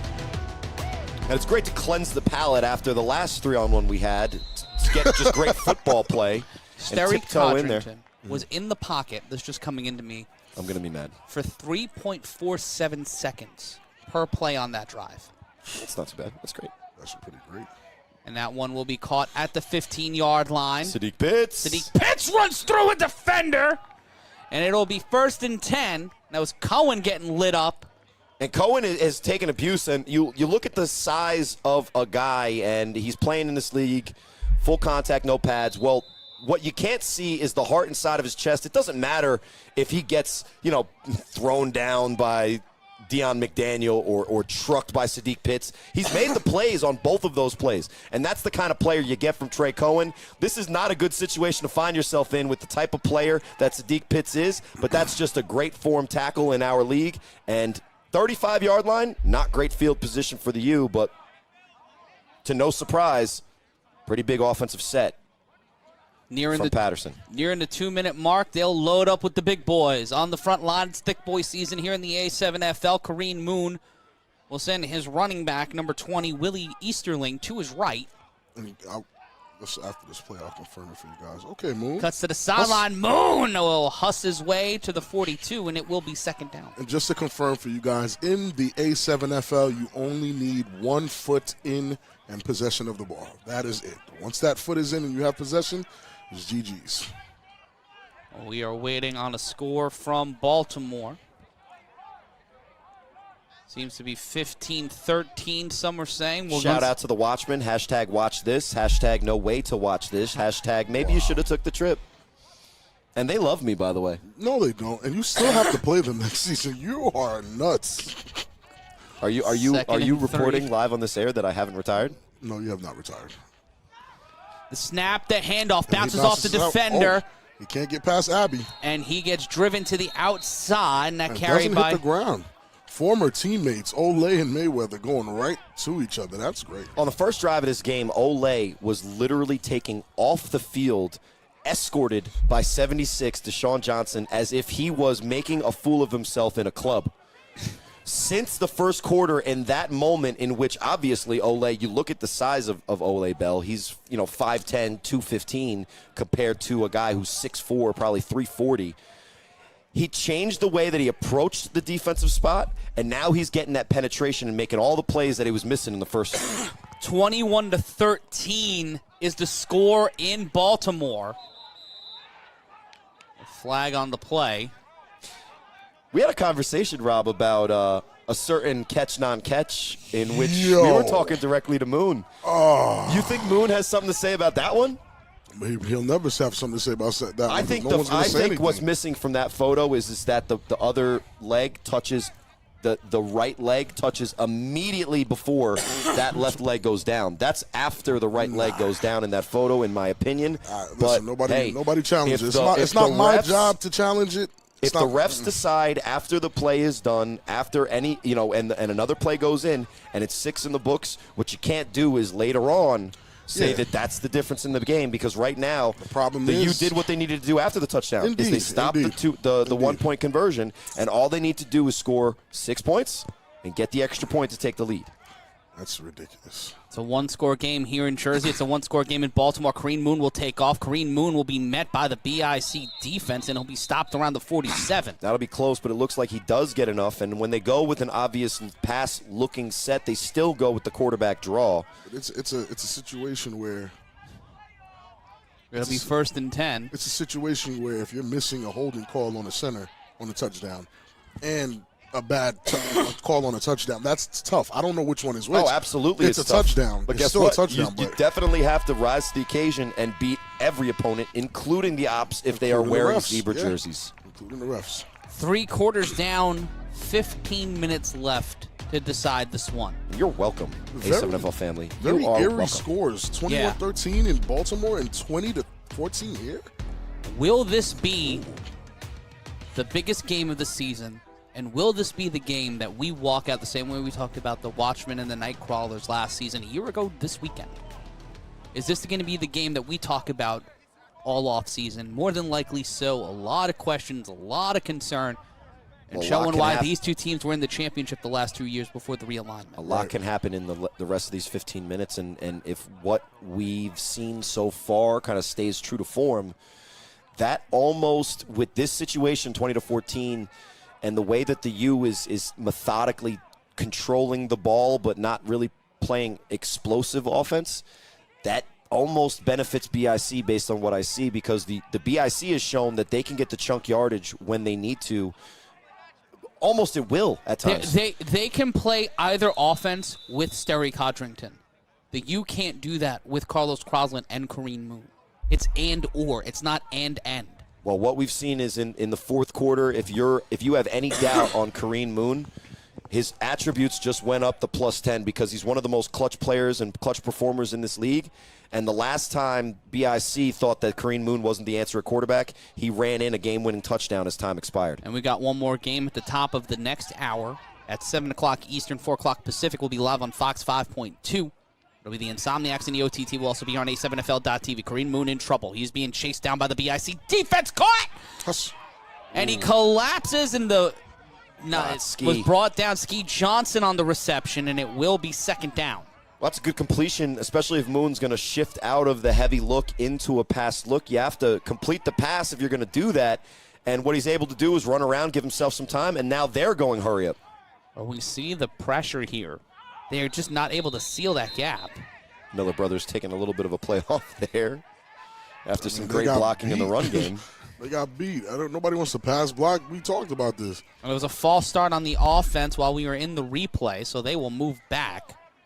And it'll be second. That's what you can't do in a championship level game is beat yourself. And there have been some costly penalties for the U so far today.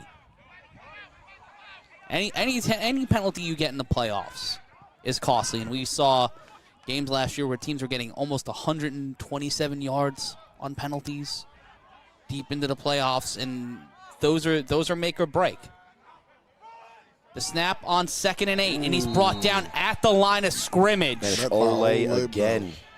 Ole's probably the best player in this league based on statistics and reputation that hasn't won a championship. He and his brother Q Bell, they joined this BIC with one goal. They are doing it. Rob said it. I was just alluding to it. But you saw on the first drive of the game, they're contributing. The smaller defensive end was not able to hang with the offensive linemen that were just bullying him. Right here, you see his speed. No one goes to block him. And he's able to take advantage of the poor scheme maybe by the U. It's bad blocking. It's terrible blocking. I mean, nobody even tried. And him and his brother are contributing something vicious to this team, so it'll be well earned if and when they win a chip. 3rd and 8, the motion. Ferrardi, and there's a flag on the play, and it looks like it'll be on the offense. Another potential false start on the U. And that offensive line has gotten a little the deeper we go into this game, guys. It's actually on the defense. Oh, it's on the defense. That's free yards. Oh, wow. I'm surprised they didn't let that play finish. I guess he jumped the line. Yeah, he must have been in the neutral zone. Neutral zone. 20-14 your score. Matt Ryan bombing alongside Corey Hammond and Big Rob Fabian. Oh, you're doing great. Oh, you're a sweetie.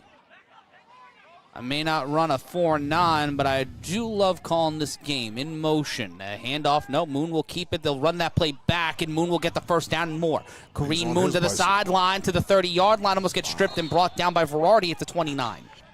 That's another name I realize we haven't been saying a lot of. Is Alex Verardi. I mean, not even this whole season, really. Yeah, he's been hurt for a majority of the season. Yeah, but we're also. And you can see him there. He is limping. He will hop off. Yeah, it's those second season laws, man. It's not the same. First year, it's different. Second season, it's the U with the hurry up here. 1st and 10. They will shrink the offense. 3 on the line. You see Coburn in the slot, 1 wide receiver at the top of your screen. Running back set to the left. The handoff and immediately met at the line, and that's brought down. That was Marcus McKinney, hard body on the rush. K-whacking Ole Bell. Yeah, and somebody either missed the block or maybe that's Moon has to pull that and keep it himself. But after the first down run, he was basically just trusting that his running back, hard body, long-time U running back, one of the longest tenured players in our league currently, just wasn't able to break that first tackle. 2 guys on you, especially the ilk that had him. Brings up 2nd and long. 2nd and 11. Brought down behind the line. Tons of time left for both of these teams. Snap in trouble. Cuts through to the sideline. Moon cuts through, Huss for first down, and he will come out of play inside the 10. And Moon's making that Moon magic happen. He might not have that 6th gear, but he's showing 3, 4, and 5. Well, he's got enough when you whiff that first tackle, and then he absolutely husses somebody into another world. If you are the Tampa Nightcrawlers and you're watching this game right now, what are you thinking? Stop dancing. We got to play honest football against a team like this. If I'm the Nightcrawlers after what I did today, I'm watching this game, I'm not impressed. The Colonial Boys? Yeah, I'm not, Hitting them with that 76, and the handoff stopped at the line and brought down. Well, one thing I did not see from the Nightcrawlers, and maybe it was unfair based on the level of competition and the level of commitment that they put into it, is that if they face a game plan like the U has put forward, where we're talking about 4 guys that are close to 3 bills putting hands on other men in a very violent way, I don't know if that style is exactly the game that the Nightcrawlers are prepared for, but I will say this, based on the athletic performance that we've seen from their skill players down in Florida, as explosive as BIC can be, it looks like, based on at least the competition that we've seen them play against, that Nightcrawlers team may be either as, or blasphemy, more explosive. The handoff, no, and immediately Moon met by the defense, cuts to the sideline. block. Great block and brought down at the 10. wow. How did Moon get out of that? Because he Ole saw Bell it. knew exactly what that play was, diagnosed it immediately. Go ahead, tell me. When Moon pulled it in his peripheral, he saw the door close. That was Miles Morales' spider sense He right said, there. no, and he took that hesitation step and took it right back up there, and his guy made a phenomenal block to keep him going. And we have seen so far today 2 potential A7FL championship teams in the Nightcrawlers and the Chaos might be coming out. 21-19, Baltimore in the lead. 21-19. Wait, hold on. 21-19? I believe that was just what was fed to me. And what quarter is it? And who's winning?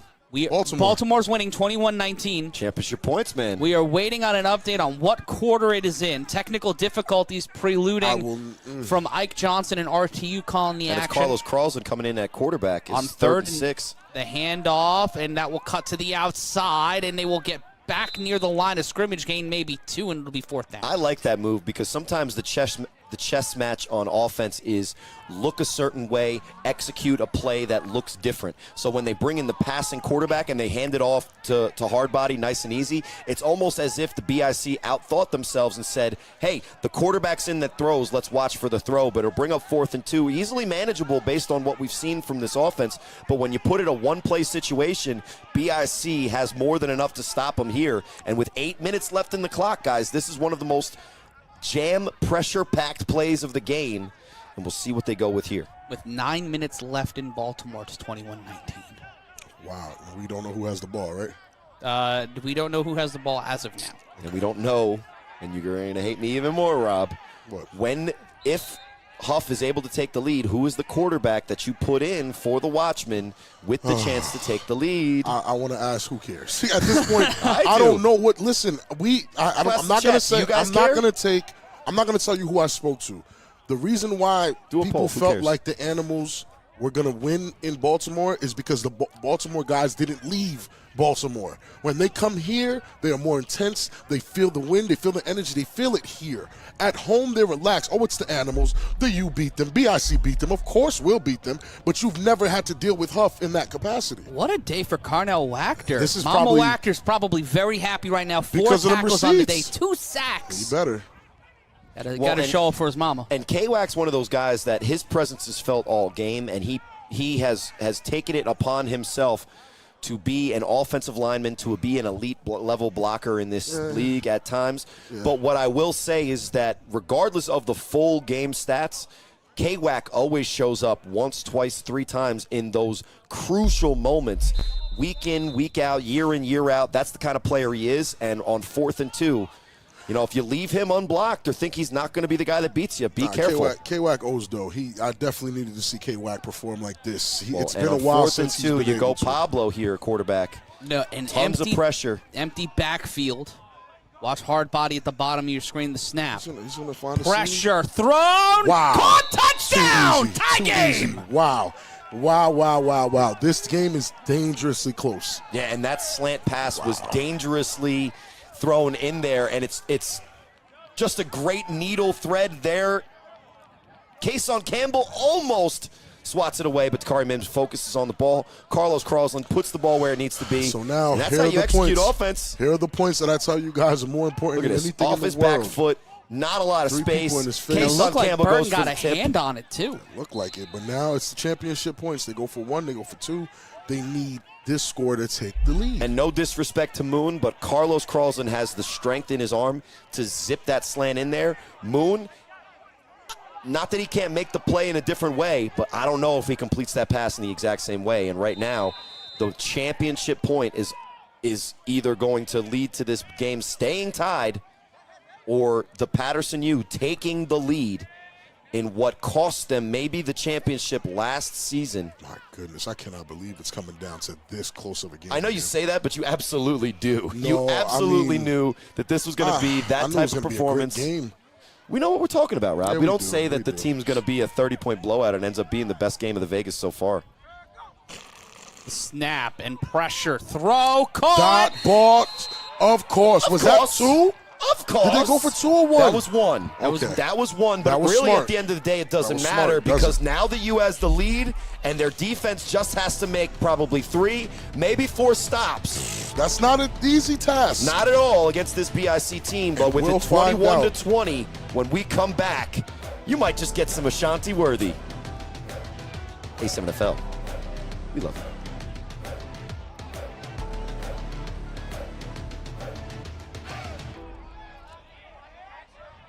21-20 your score. Under 8 minutes remain here in the fourth quarter.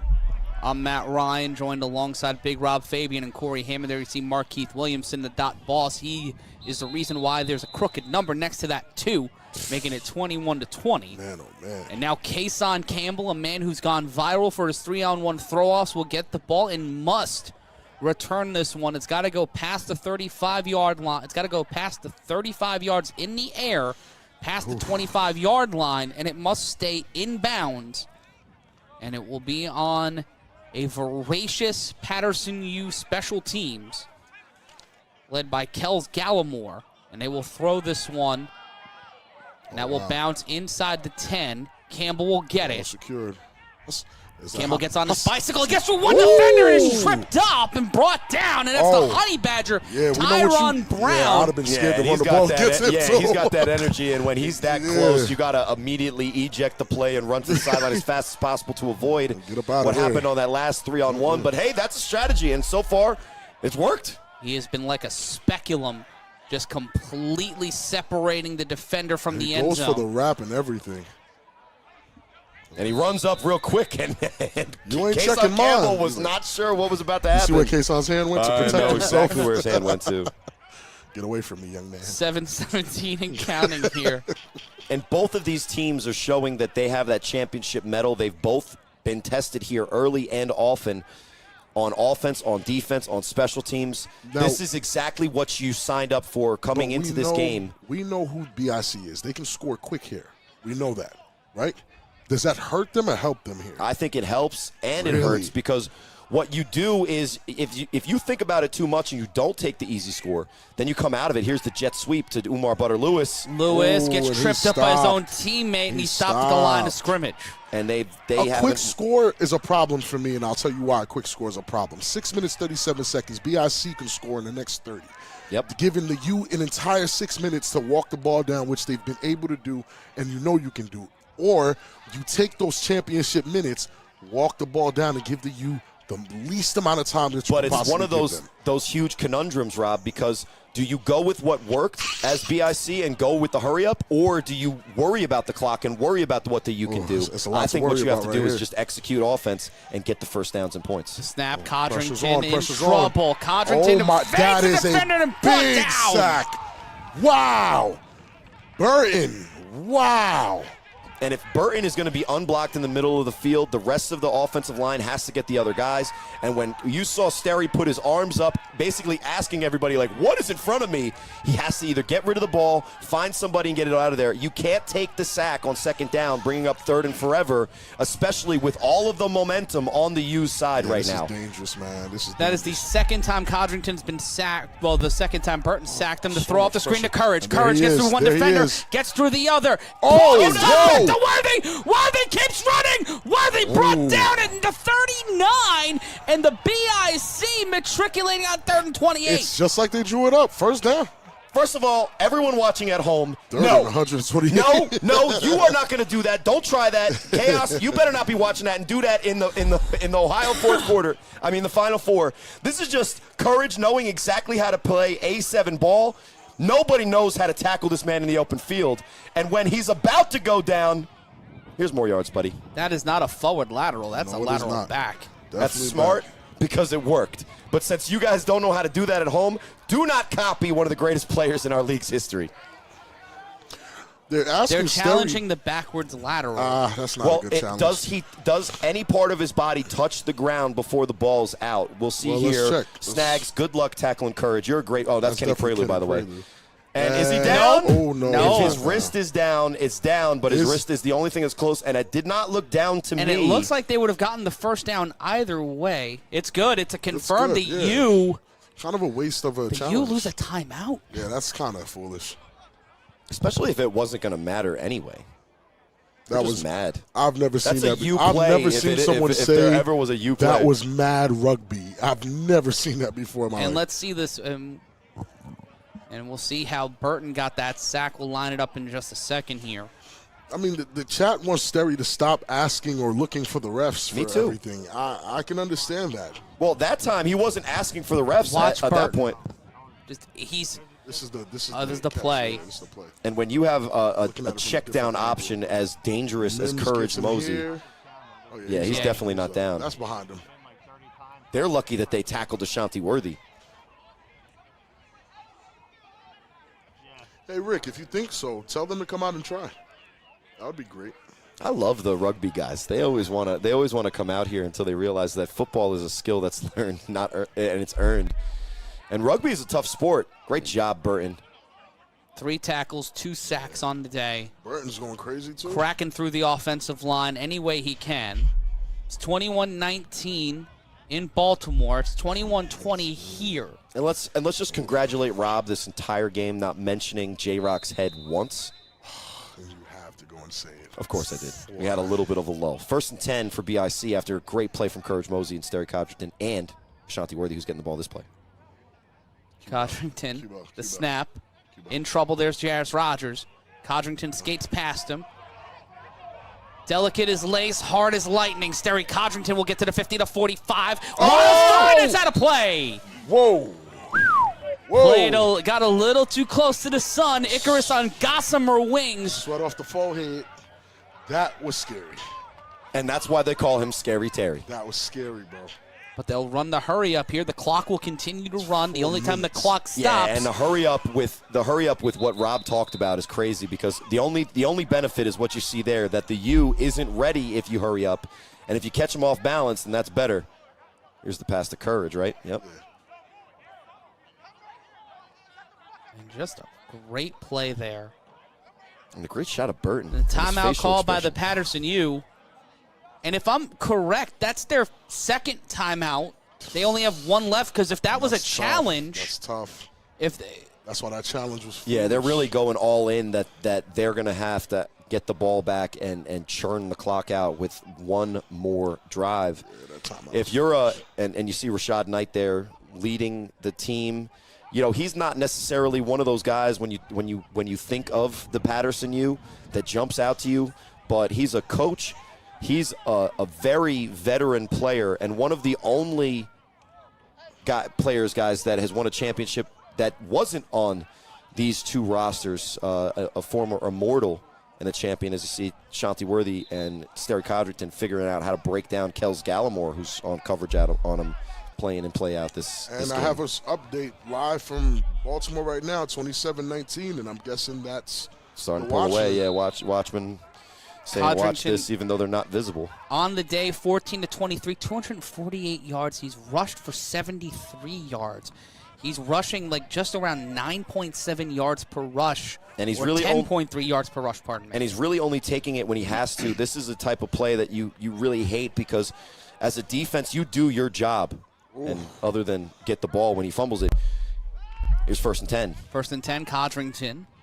Rolls Ayote. out. He's in trouble. Stays upright. Lets him go. Codrington has to get rid of the ball. Brought down at the 40. That's one of the dumbest plays in his entire career, and he would agree with me when I say that. Because if you look at the flag here, I'm not sure what the penalty's on, but as soon as you make Ayote miss, you got to make an attempt either to throw the ball back to the line of scrimmage so you avoid losing 30, 40 yards. It won't stay there. Well, yeah, we'll see what this call is.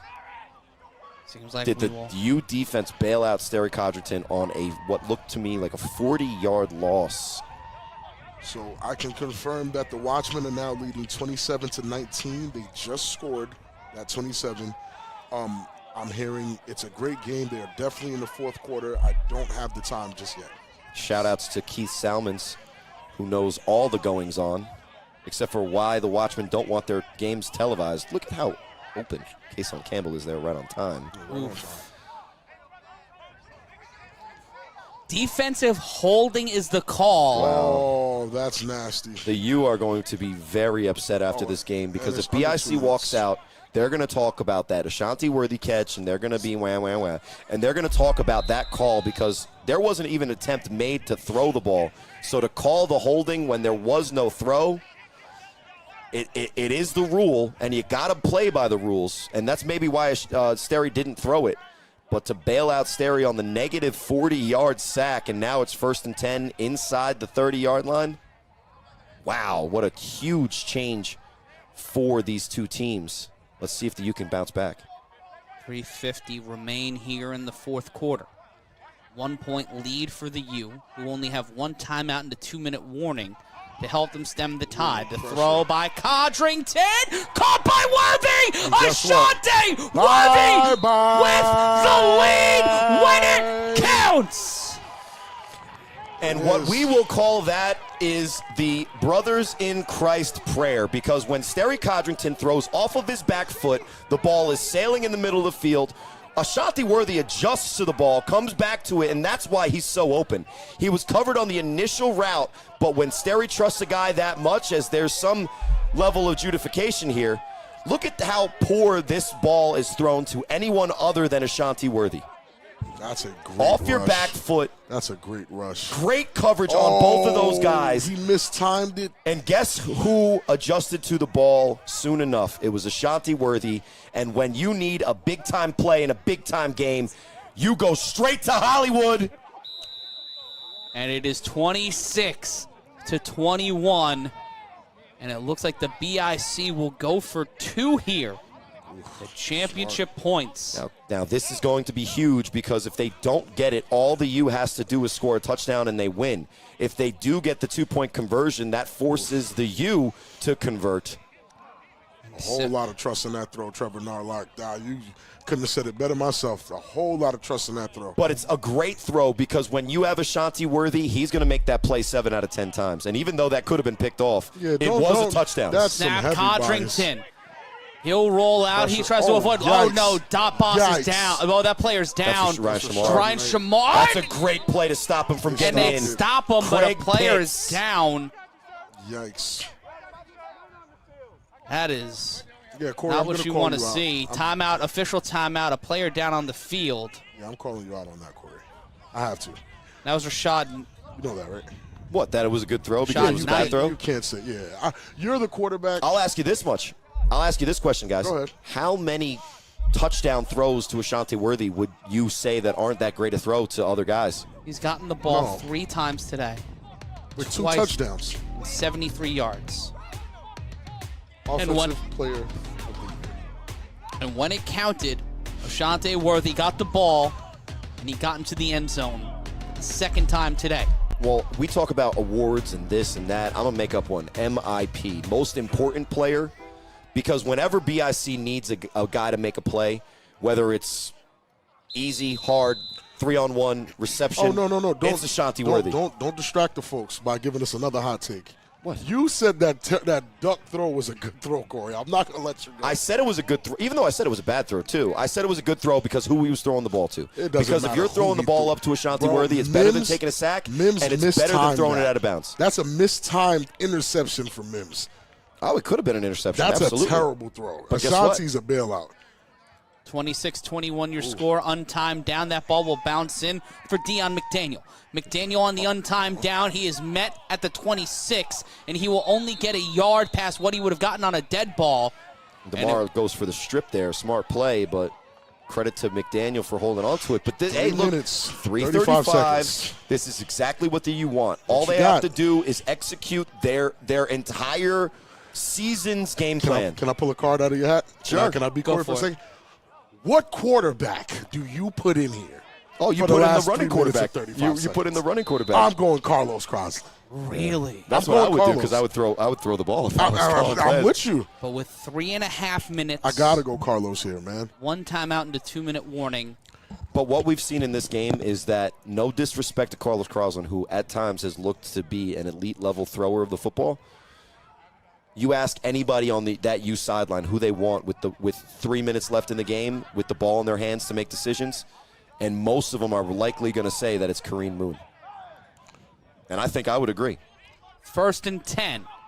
3:03 left to play. Moon will run. He throws it. That's Boss, to Dot of Boss, course. and he will get to the sideline. And that will get them inside the 40. So nice, easy So it's chunk looking like yardage on first down. very reliable guys are going to get their name called this drive because this is the drive. There is nothing after this. As it should be. This is the drive. After this drive, we know who moves on. Can we agree? I think so. Yeah, this is it. Unless BIC pulls a Nightcrawlers a year later and starts Oh, no. dancing. It starts dancing. Pablo's out there Crosland. They at might- wide receiver. Could they try a Maryland Now, special? this is what I don't like, Could is get- that you put the quarterback in, not do what he's comfortable with, and do something else. Snap wide and receiver. pressure. Uh-oh. Moon rolls out to his right. Moon will get on his bicycle. He will get pushed out.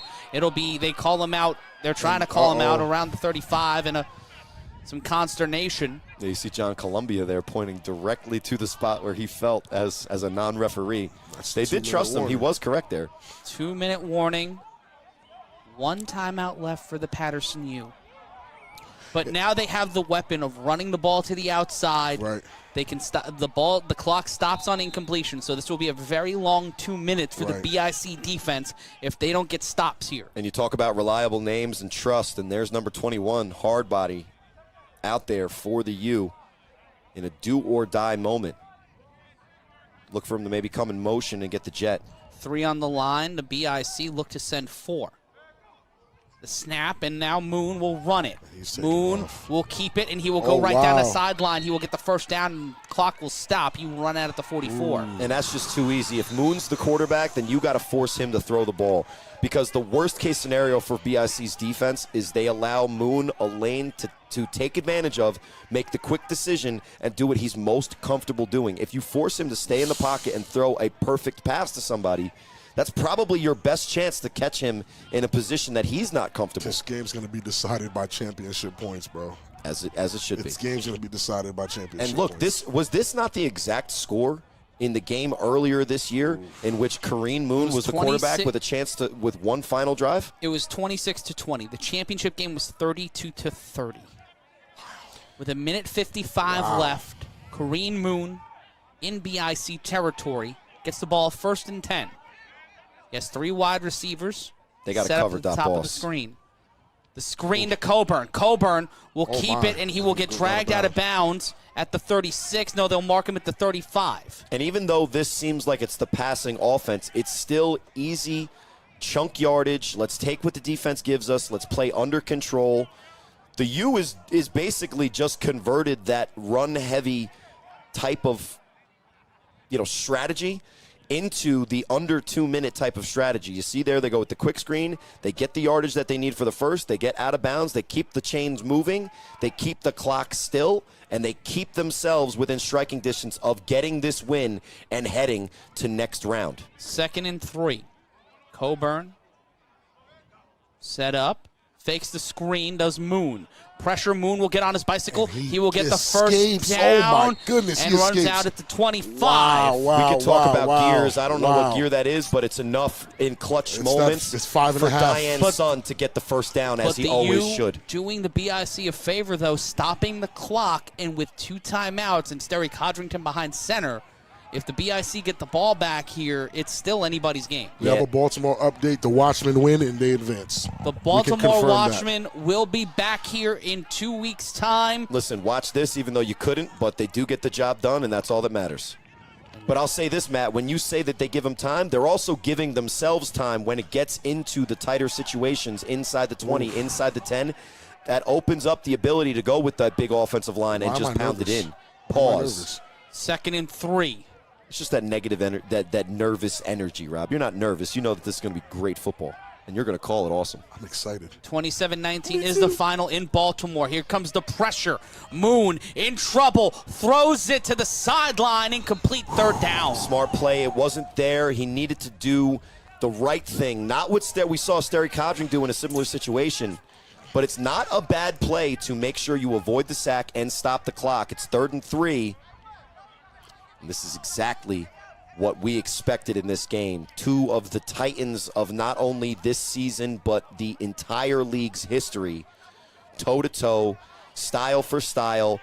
punch for punch, and with 138, this is exactly what you want watching A7FL football. You're welcome, ladies and gentlemen. And no kicking here. Right now, if this was the NFL, if this was the XFL, the game would be USFL, over. They would just game would be over. Yep, they would just run it out, kick it, take the win with the soccer player, and kickers are barely people. Well, it's not. Yikes. Let's not go that far. I mean, they're not in our league, but I get it. Shout out Olindo Mare on third down to throw to the sideline incomplete. Now, the comment where they're saying this is not a defining drive is insane, because if the BIC stopped them here, that's game. How is this not a defining drive? This is a statement for the U. They trust their defense. This is a defining drive for their offense. They need to score here. This is the defining drive of the game. Because on the other side of the ball, when BIC has the ball and the U player are playing defense, we really got what we expected. Right. Some flash plays from the U defense, some sacks here, some great plays here. But Ashanti Worthy has the 2 touchdown catches when it matters, one on fourth down, another in the fourth quarter. And now on this side of the ball, it's Moon looking to get the exact same revenge that he was able to get week 3. It's BIC's defense looking for revenge on earlier this season, and it's Dot Boss raising his hand, and hopefully BIC knows to cover him on 3rd and 10. 3rd and 10. The snap. Pressure. Moon brought down. K-Wack, why you do that? 4th down, and do the BIC call timeout here? Oof. No, you can't. You got to let it rock, because you have to let it rock. All of the pressure is on the U right now, and after a great play from K-Wack, but a just as good of a play from the obviously hurting Alex Verardi, who we have not mentioned his name once in the last time these two teams played in the postseason. We couldn't stop saying how big of an impact he had on the game. It's been a lot slower. And it's been a long season for Verardi, but on 3rd and must get the quarterback down, because you see. Stop here. Cool case way. It's 50 seconds and a flag on the play. Yikes. And the fans are going nuts. BIC better not start dancing. Don't pull it. Don't pull a 2002 night crawl. Is that a flag or a timeout? It's a flag. Oh, my goodness. And we see that could have been intentional, though. K-Wack just coming right on through. That's all K-Wack, but Verardi wrapping up and finishing at the second level. Respectfully, K-Wack runs into Verardi, and that's why he gets knocked off. Verardi finishes the play. They waved off the flag. The flag has been waved off. Awesome. So it's timeout. So there's K-Wack, just like we said, just like his mama was on receipts. In a crucial time in the game, you saw K-Wack take it up a notch, get off the block, and make a sack on a guy. Let's be fair. K-Wack has been balling Moon today. has made K-Wack in his career look silly, missing those plays. That time, he's exactly where he needs to be. And on 4th and 10, one of the worst situations for a quarterback to do is come off cold. 4th and 10, must win. Let's see the kind of stones that Carlos Crosland has. 4th and a dynasty. For the Patterson U. Don't hold your breath, ladies and gentlemen. Strap in. Crosland behind center. Rolls out to his right. K-Wack forcing him to move. He's on his bicycle. He gets him. First down. And he's still going. Keep him in bounds, and he's brought out at the 7-yard line. Wow. Crosland keeps it alive. Hold on, ladies and gentlemen. The atmosphere is shifting. There's a lot going on right now. First down. 39 seconds left. No, not enough time left if the U decides to go bully ball and try to punch it in. Hey, cool but case just way. as interesting, there's no timeouts for the U, so if they do decide to go with that tactic and try to punch it in, if BIC is able to stop maybe one, maybe maximum of 2 run plays, this is game over because the clock will be running. But they have 2 timeouts. They have 2 timeouts remaining. A record audience here on A7FL.TV. If your mama loves football, if your daddy loves football, if your aunt, cousins, it doesn't matter. Send them this link. Guys, we are this is live right now. 1st and goal. Moon back under center. Sending 4 of the BIC, the snap, the handoff inside, set to the outside. He's dragging him. And they try to keep him in bounds, and they will stop him in bounds. And that's huge. A great tackle. That is 30 a phenomenal seconds left, tackle. no timeouts, and Phenomenal tackles. trying to get the flag here. That's a smart play from Ole. But the clock continuing to run. Flop. Wow, it's getting real. And Marcus McKinney was fighting for his life, not to get into the Flag end on the zone play. because that was pretty much K's at that point. But he was fighting as hard as he could to get out of bounds because depending on what is adjudicated here, there could be runoffs. There could be penalties on certain teams which make it go one way or another. There are a lot of weird Second comments and that goal, I don't, 24 I don't seconds. I understand. don't care about anybody in the Certain chat at this comments, point. certain things, Keep but- your eyes glued in the middle. Wait. Game would have never been close if he played the whole game. I don't understand Nah, if everybody's it's- watching the same they're not. football. You get what I'm saying? Like that's hard to ignore. Are you watching the same football? the don't do the 2-quarterback system guy, Corey Hammond, will say Yeah, that he's the not U even have saying pretty that. much Come on played now. the game exactly where they needed to be This is exactly the perfect for them. position they want to be in. And depending on what this call here is going to be, the exact situation both of these teams find themselves in. You could not have asked for a better game, drive, and last minute of football. No. You're welcome, A7. As always with BIC and the U. It's as expected. You're welcome. It's expected, honestly. No flag. No flag. My goodness. No flag, but it's going to be interesting on how, because there's been a lot of time since the time was supposed to keep running. How are they going to adjudicate that? This actually benefits, even though Ole was going for that delay. Oh, I'm on top of the ball. Oh, we're back. Here's the We're clock. back. Hold on. 24. We're It's back. rolling. Clock shut has up. to start running again. Matt, mute me. 24 seconds. The clock will run. Oh, There my he is. goodness. There they are. Brought down! Wait, It's so did close. he cross? Did he cross? We don't It's know. so close. Wait. It's third Hurry down. up. It's Tick, third down. Tick. 13 Oh, seconds left. My God. Both 10, of these team seasons 9, rely on this 8, play. Who's it going to 7, be? 6, The snap! 5. He gets there! Is he in? He's stopped behind the line at the Trenton Bic! What are they going to call it? Survive? We Do don't they care what give the it team to him? says. We care what the zebras say. Wait for the refs, guys. Wait for the refs. It comes down to Touchdown! Oh, my God! Oh, my God! And guys, that was so close. There's still some conversation left to be had. Oh, my goodness. I even need to get the ruling whether if it's a touchdown, if there's the Oh, untimed my 3-on-1 goodness. opportunity for Ashante Worthy and co. Cool case You Lee. could not I told you. script this. No, you could not. We go back to the start where we Oh were my God, 11 bro. months ago. The What? very same spot, the very same moment, the very God. same game. It comes down to a goal line and 1 point. I love my job. Yo.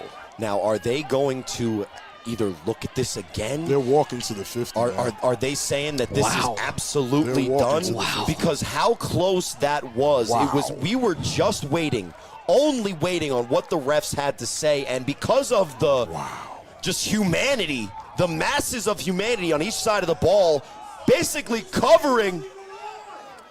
covering our view of what was going on. We're going to have to see a replay here because if have to there's see a a replay. shot This is that insane. disproves this, Oh my my goodness, that would God. be crazy to take this away. What am I seeing? But we right have to. We really have to look at the replay to see exactly what happened there because all scoring plays should, and rightfully so, be reviewed. But I will say this.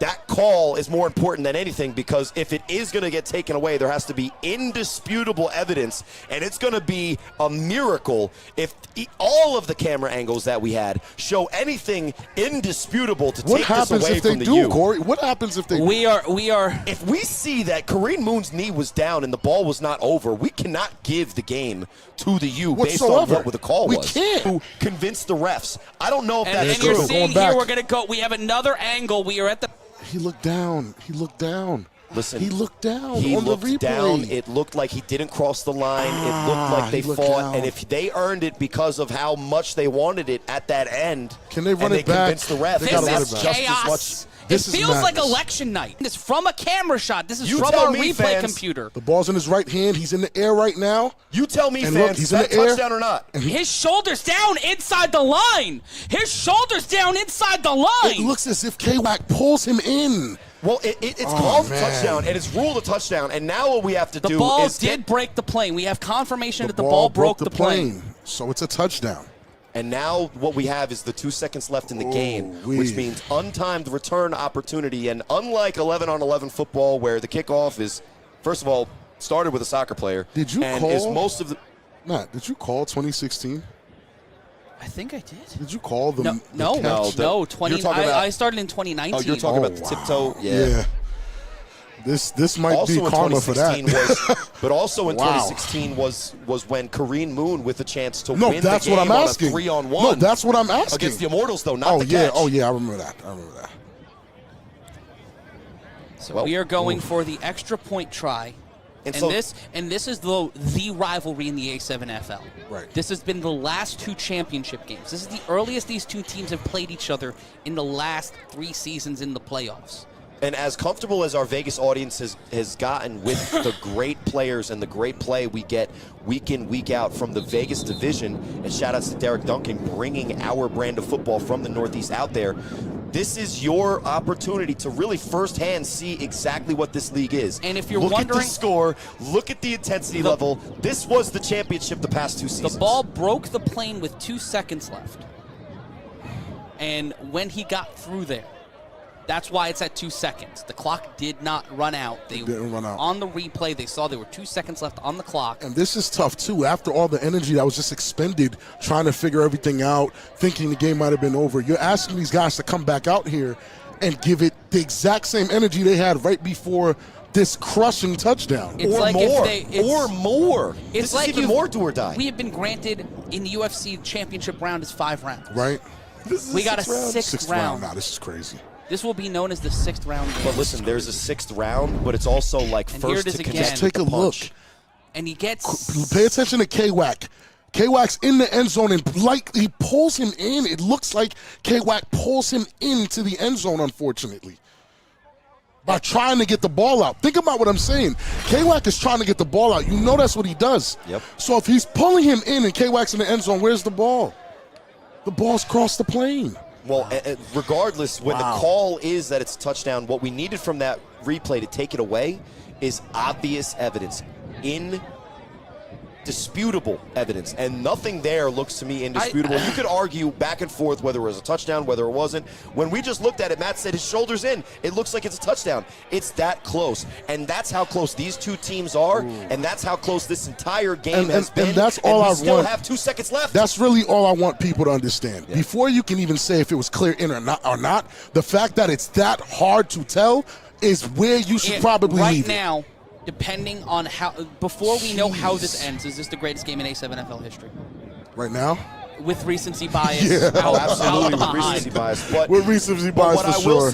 What I will say is this: so far in this season, this is by far the greatest game that we've had this season in 2023, and it's as advertised, because when you get the U, when you get BIC, a team from Patterson that dresses like they're from Miami, a team from Trenton And they that go talks about for it, brothers and and they Was that make just it. in? They made it.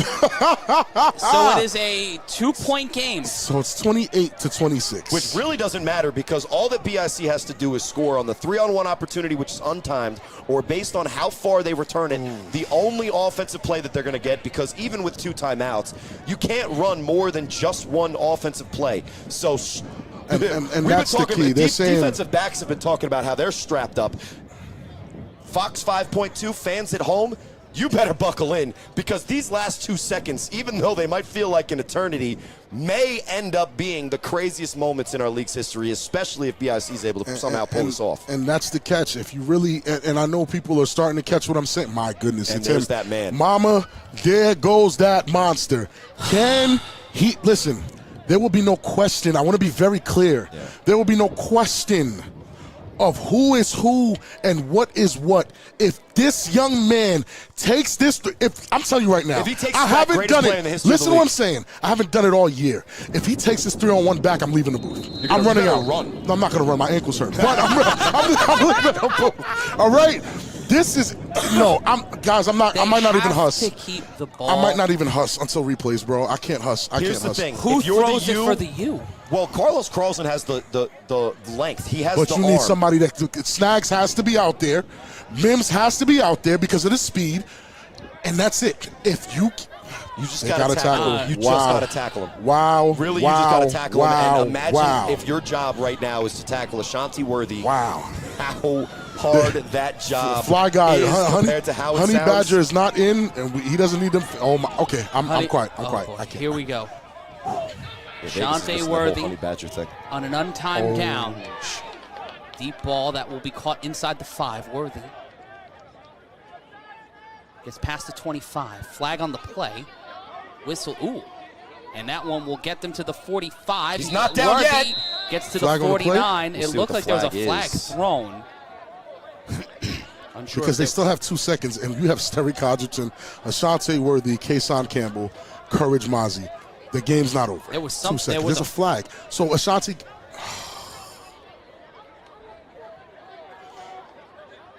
And you can see here you could cut the tension with a knife. just the type of Chainsaw. performance we've gotten. Chainsaw. delay of game on the U. What? Based on what? So he gets the ball. Delay a game on the U. Does he throw it back from a further distance and it's a rethrow, or does he It's a start with dead the It's a ball dead run? ball That's run. terrible. Oh, my God. For the U. Oh, my God. You can't beat yourself, and the only We thing. can't script this.